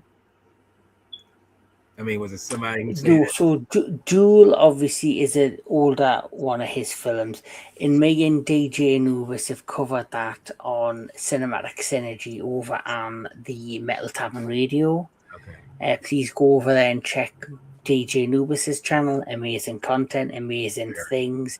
We do the Cinematic Synergy once a month. And so I had heard of Duel, I had seen Duel once, maybe, but obviously as a child, like George Lucas with Star Wars, there's many people who grew up with that in the 70s. Grew up with, Ray Harryhausen. Mm-hmm. So he is the director of my childhood. And I would not be sitting here today with a love of film, with a love of pop culture, deciding to start my own YouTube channel without his influence. And Queen Gamara, I mean, well, Queen has this question. Queen Glamazona, Amazon. 8789. She asked this question. Do you remember that pilot he directed for Night Gallery? Did you ever hear about Many years ago, yes, but I cannot remember it completely, but I do remember it. Okay. So that is why he's my number one, because he is the director of my childhood, and let's be honest, for the majority of my life. And I think for a lot of us, I think a lot of us here can say that he was influential to our lives, but he was not my number one, only because there's a reason for that, because of the one that's at my number one, and he's the one that actually got the ground running for a lot of these other directors that we mentioned. I mean, the ones later on, and we mentioned him already, but I'm gonna give my 2 cents on him, and that is Mr. Akira Kurosawa, one of the most influential, most brilliant filmmakers of all time.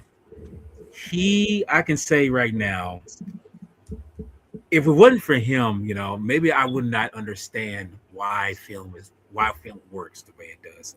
I know when I first saw Ron or Ran, I mean, I think it's Ron, but It's Ron. it's Ron. When I No, first, sorry, it's Ran. No, it is. It's Ran. it's Ran. Okay, that's why I said I want to make sure I pronounce it right. Ran.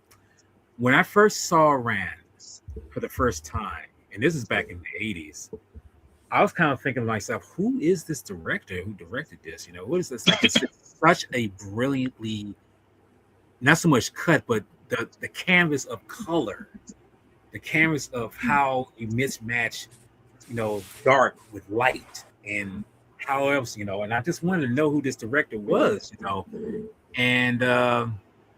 up, well, was one of my favorite, but surprisingly, that's not one of my favorite Kurosawa films. It shows how he can take anything, where it be black and white, specifically Red Beard, which is my favorite Kurosawa film. That's a perfect example how he takes. I mean, it's a great storytelling film altogether, but the way he uses light and shadow in that movie, specifically for one scene where this sick little girl, is so mistrusting of the doctor in that film and everything, and the way Kurosawa lights that, showing bits and pieces of her in the dark because she still has this darkness inside of her because she's been mistreated. But you see this light shown on her at a certain point, like something's breaking through, where she's being loved, where she's showing compassion for the first time. Kurosawa does it so well that it makes you realize, like, okay, you're not just seeing this for dramatic effect. You're actually showing how this is storytelling at its finest. You're showing that he's getting you invested in a character you think it's minimum at best, or just small potatoes in that sense. But he does his storytelling so brilliantly in different films, and even, like I say, even films like the detective stories we've mentioned, High and Low and whatever, he does this so well that you get invested with the characters that much that it's like you never forget them, and you realize that these characters are not just characters; they're people that have substance. They're people that have something to bring to you to the table, and it shows that whether it be the antagonist or protagonist, all of that is what makes a great storyteller, as far as filmmaker. And what I feel in my own self, in my own mindset, is that he is forever, like, I mean, and all the other people we mentioned before are top bill in terms of directing. But for me, truthfully, Kurosawa tops them all in terms of influential directors, because he makes it where it's like, okay, if you hear Kurosawa, it's like, oh, I know who that is. I'm like, everything comes to life, and that's the thing I feel that he is great in doing, giving people who are influenced by and love a good film that has good characters. And I think that's why you have your Spielbergs, your Francis Ford Coppola's, right? You have your James Camerons when he was telling good stories, and your Christopher Nolan's. Mm-hmm. That's why he's number one in mine. Mm-hmm. So Yeah. Alex here. Yes, exactly. Exactly. I mean, he did. Like, That's the thing. like I mentioned earlier, he's such an impactful director. Obviously, that's why last September I had to do a special dedicated to him.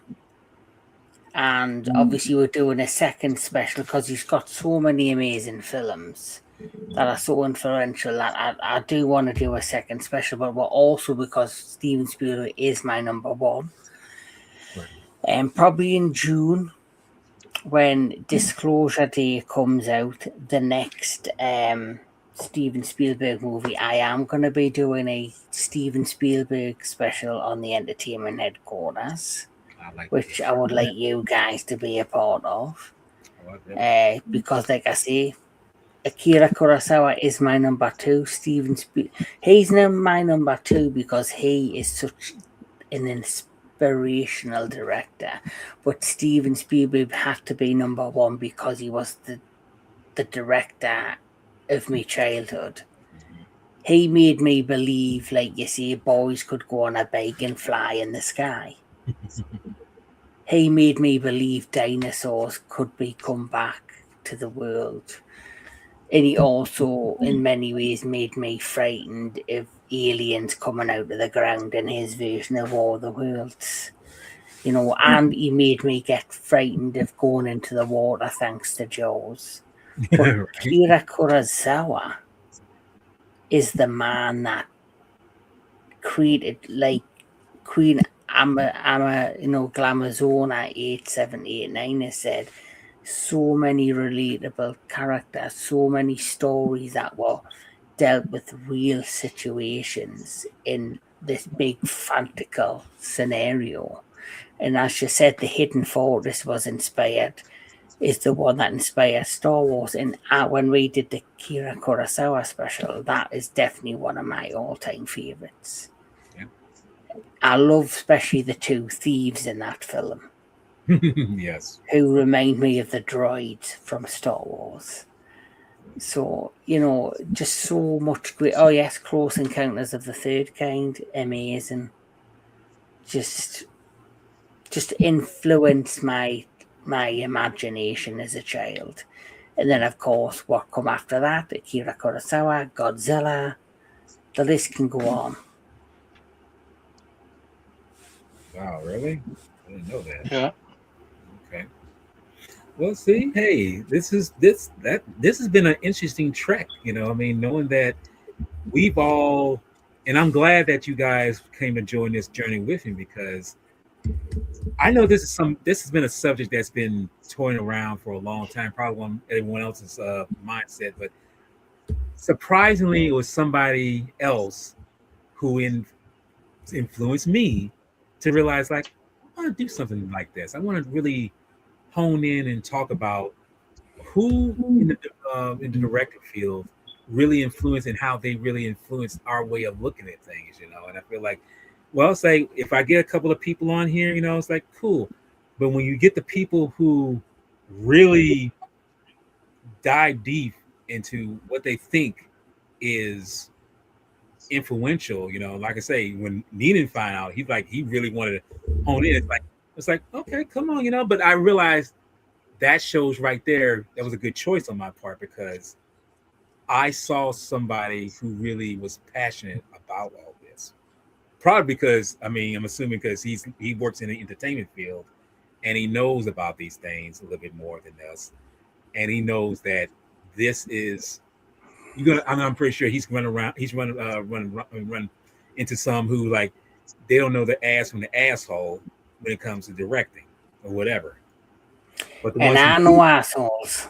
Yes. Well, if we could only get a camera on Jake's face right about now. And there he is. There. Okay. Yes. What the heck? No, I think that's something he made up. But that's the thing right there. It's all about the passion of what we endure most. And like I say, I don't think we're seeing it from a fanboy point of view. We're looking at individuals like ourselves who really love the things that we watch, and we don't just watch them because of popularity. We watch them because we really love what it brings to us, you know. And Grandma Song actually asked this: who's the modern day Steven Spielberg? That's a very good question. I'm gonna actually have to say, me personally, I'm gonna say Christopher Nolan in my mind. Well, I said that earlier, so I feel he is, you know, because Christopher Nolan is a rarity. Because I know when he started with Mr. Dark, can't say the damn word. It's But anyway, the point is, you start from one thing, leads you to another, and go figure, it leads you to something much greater in storytelling, and that's No, all you want for a director to do. Go ahead.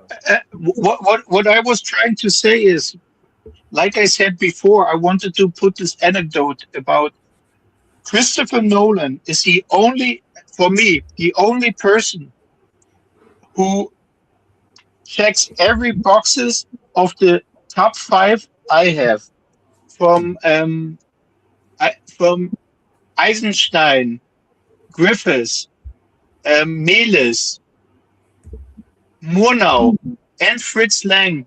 He is the director who inherited all the elements of these five directors, and he puts them perfectly into his movies.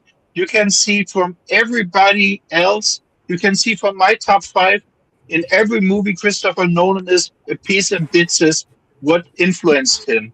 So I was talking to Walter before, but because I had to leave out so many great directors. That's why I have something here. I wanna read. I translated it in English. So for me, the Bridge Builders. Now that we have reached the top 10, I have to talk about filmmakers who perfected cinema or pushed it into radical new direction. Why are they not in the top 10? Because they used the tool brilliantly, but they did not fundamentally reinvented tools themselves. The Perfectionist, Francis Ford Coppola brought high art into the blockbuster era, and Martin Scorsese mastered cinematic energy like few others. Steven Spielberg defined the modern cinematic imagination, blending technical precision with universal emotions resonance. They are among the greatest users of the language of film, but the language itself was created before them. The Border Breakers, Agnes Varda, helped shape the Nouvelle Vogue and proved that personal cinema could change the world.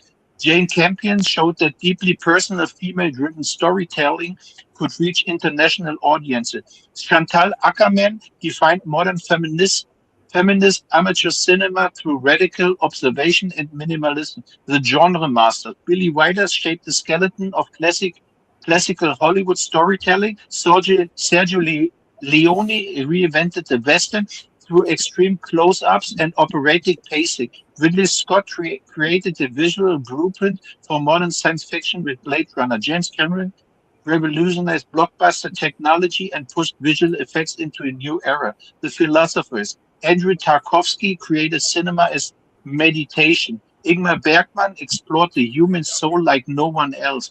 Robert Bresson stripped film down to its purest form. They gave cinema its soul, but the top 10 gave cinema its body. That's what I wrote, and that's why all the others are not in my top 10 list. And I also wrote an outro, and if I can, I will read it.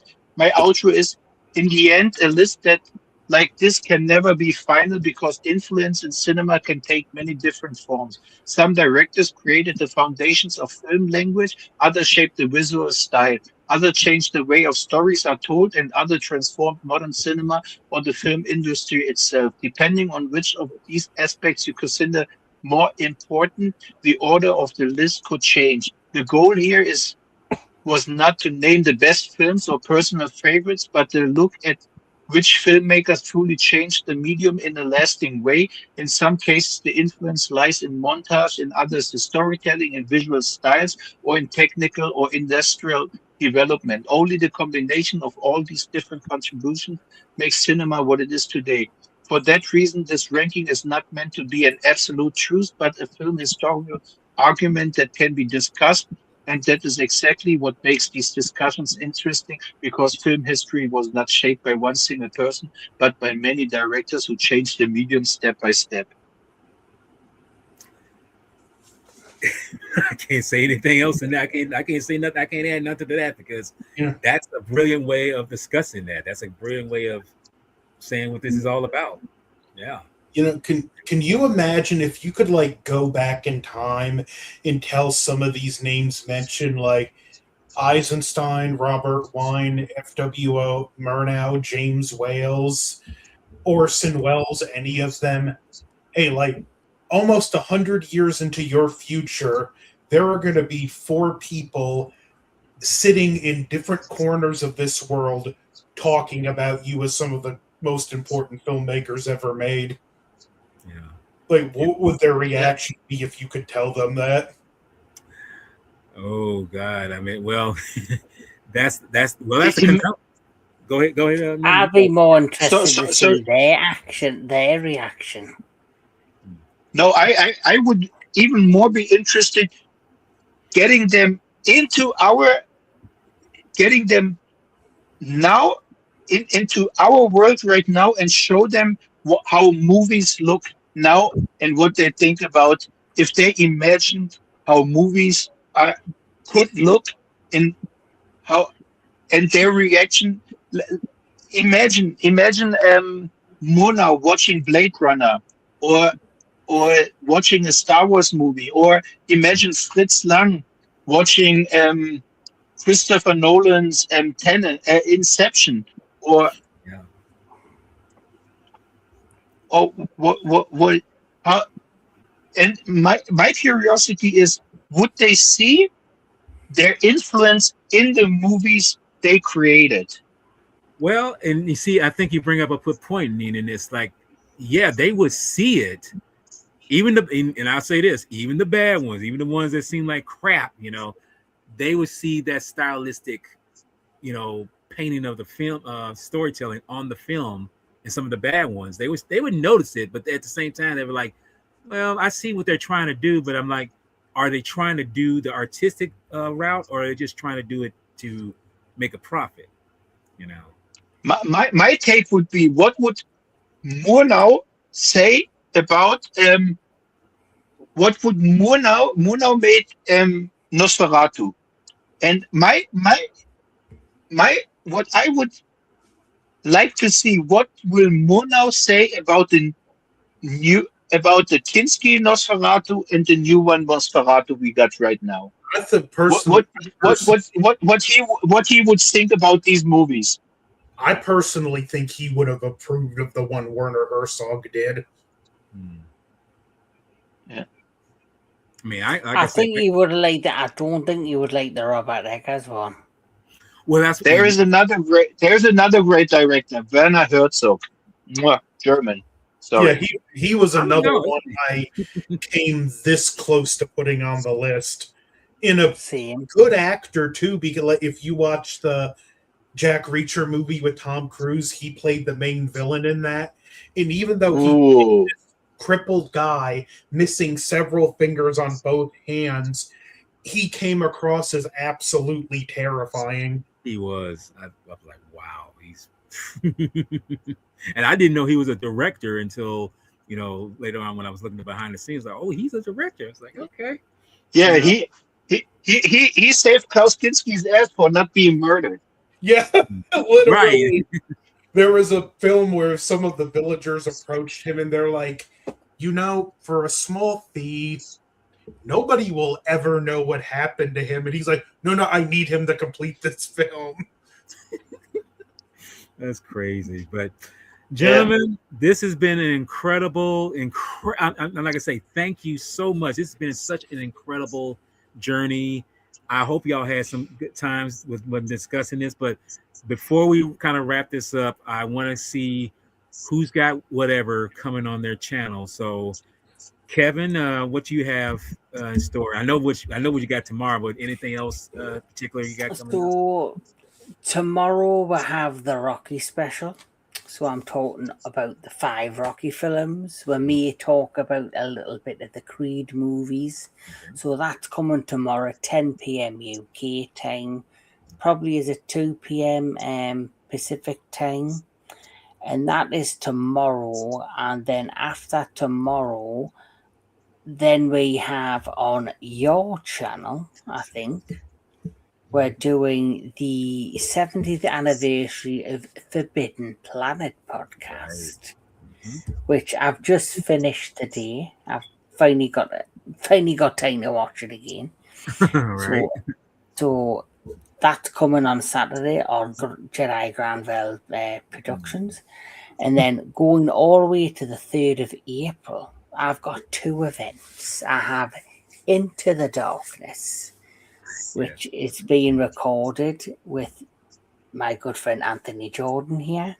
Then later that night, we are going to be talking all things The Sopranos with my best friend, my childhood best friend, Jill Barabing Nielsen, a second appearance on the channel. Then the very next day at 10 p.m. Pacific time, I'm going to be talking Double Impact from 1991 with Jean-Claude Van Damme with Mr. DJ Anubis. So that's what's coming up tomorrow and next week. And isn't this the movie with Dennis Rodman? No, it's thinking Jean-Claude Van Damme. Yeah, he's playing. No, I mean, okay. What was the name with Jean-Claude Van Damme and Dennis Rodman? That's Double Team. Double Team, yes. Okay, it's got double.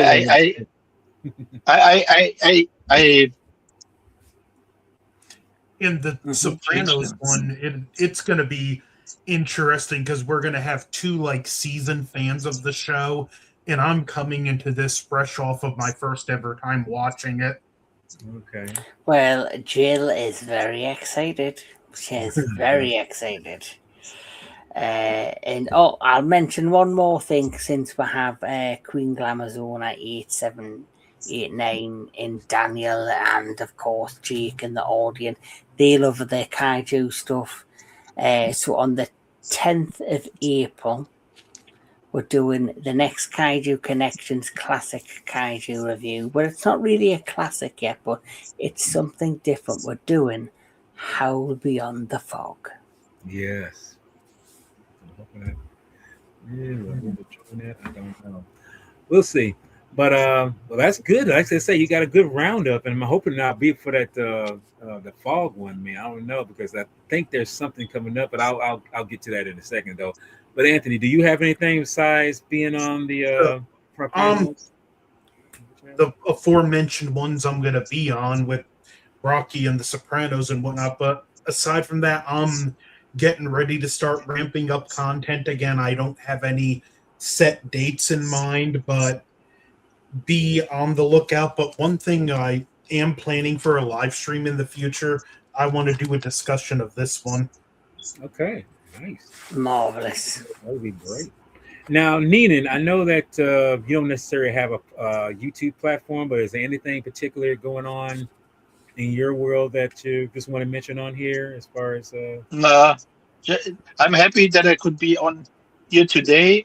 I have to work too much, and maybe I have to. Maybe I'm on the stream tomorrow with the Rocky franchise because it's a dear to my heart franchise, and I believe I watched the Rocky movies at least 100 times.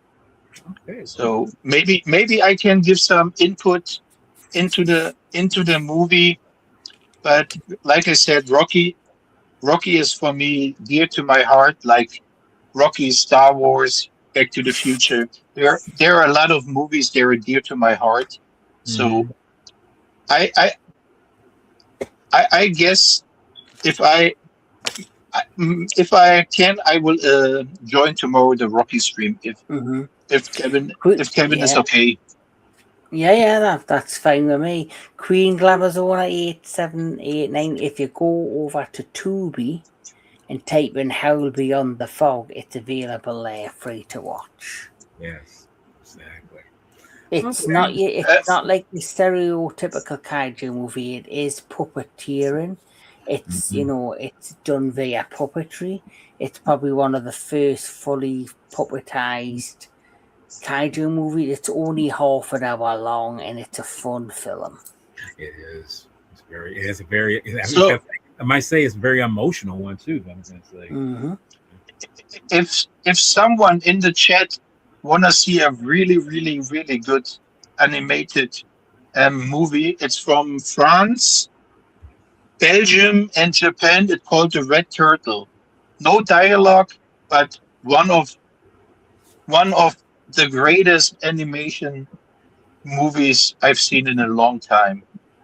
Okay. The Red Turtle. Red Turtle. I probably looked that up. Well, for me, for mentioned, I will be attending Mr. Kevin Lambert's Rocky special, where we're going to be discussing 5 Rocky films, and like you said, maybe the Creed. Because I was thinking we were going to discuss the Creed films along with it, but I don't know. But I'll be on that tomorrow night, Friday night, not Thursday, because I said Friday early. Walter, one second. Queen. It's called Red Turtle. Red Turtle. Red Turtle. Turtle. Like Gamera. Yeah, Gamera. Yes. Turtle power, don't you know? Yes. And it's not a Ninja Turtle movie. No, I wouldn't think it would be. That would be a totally different kind of film. I wouldn't mind seeing that though if they do something a French version of Ninja Turtles. I don't know. Anyway, but no, Kevin pretty much said everything for this coming up weekend. We are going to be discussing the 70th anniversary of Forbidden Planet, but the next following week, it's not going to be the following. It's going to be the week after. I'm going to be discussing with a dear friend of mine, along with D Film Fanatic, Blood In, Blood Out, which is a 1993 urban, crime drama film that talks about 3 friends, and it's kind of relatable to the guest is going to be on there because they kind of lived that life, which I didn't, but I knew about it, but I just didn't entangle with it, But we're going to be doing that. And as far as that, that's pretty much a wrap for me. I mean, because I don't have anything else coming up, but I'm kind of like Anthony. I will be bringing out more content in the future. And it could be anything, It could be anything like this. It could be anything what's coming up, So we will see. Oh, that's the one thing. Yes, that's the other thing. Later in the month of April, I was supposed to do something with DJ Anubis, which was the 2007 Grindhouse film. We was gonna have a discussion, but something came up, and he had to reschedule. So that's what I did. I rescheduled it, and that'll be on a later date. But other than that, that's pretty much a wrap on this, So, and I don't know what else to say except, guys, gentlemen. I have to answer to that comment of Jake. Which one is that? Here. Jake. Try not to kill me tomorrow with laughter. Oh. Like Ivan Drago said, if he dies, he dies. Yes.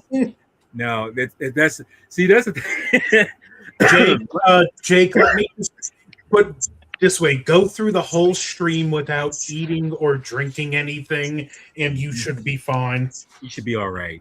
Yes, because we know that it's going to be red as a tomato with the stuff we're going to bring out. Sorry. That's just how it is.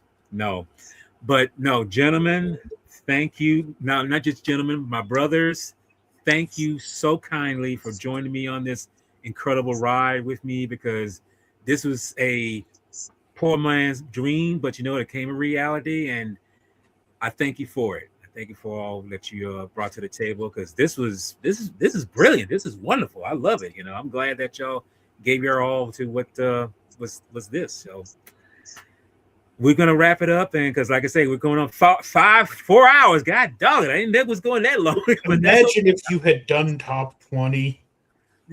Look, I thought about that, and I said to myself, thankfully I didn't. I kind of did it in half. So no, we need to do 20. So, but anyway, let's wrap it up, guys. Just for the record, everyone in the comments, thank you for your comments. I appreciate y'all. Y'all made this happen too. And I love this. So with that, and everybody in the comments, please tune in tomorrow on Kevin's channel and watch us talk about Adrian. Yes, I did it. That's good. Keep that fire going. Keep that fire going, because we're gonna need it, But anyway, everybody, as I always close out on my videos, y'all take care. Y'all please be patient. And in terms of the directors and everything with films, keep the film legacy alive. Y'all take care now, all right?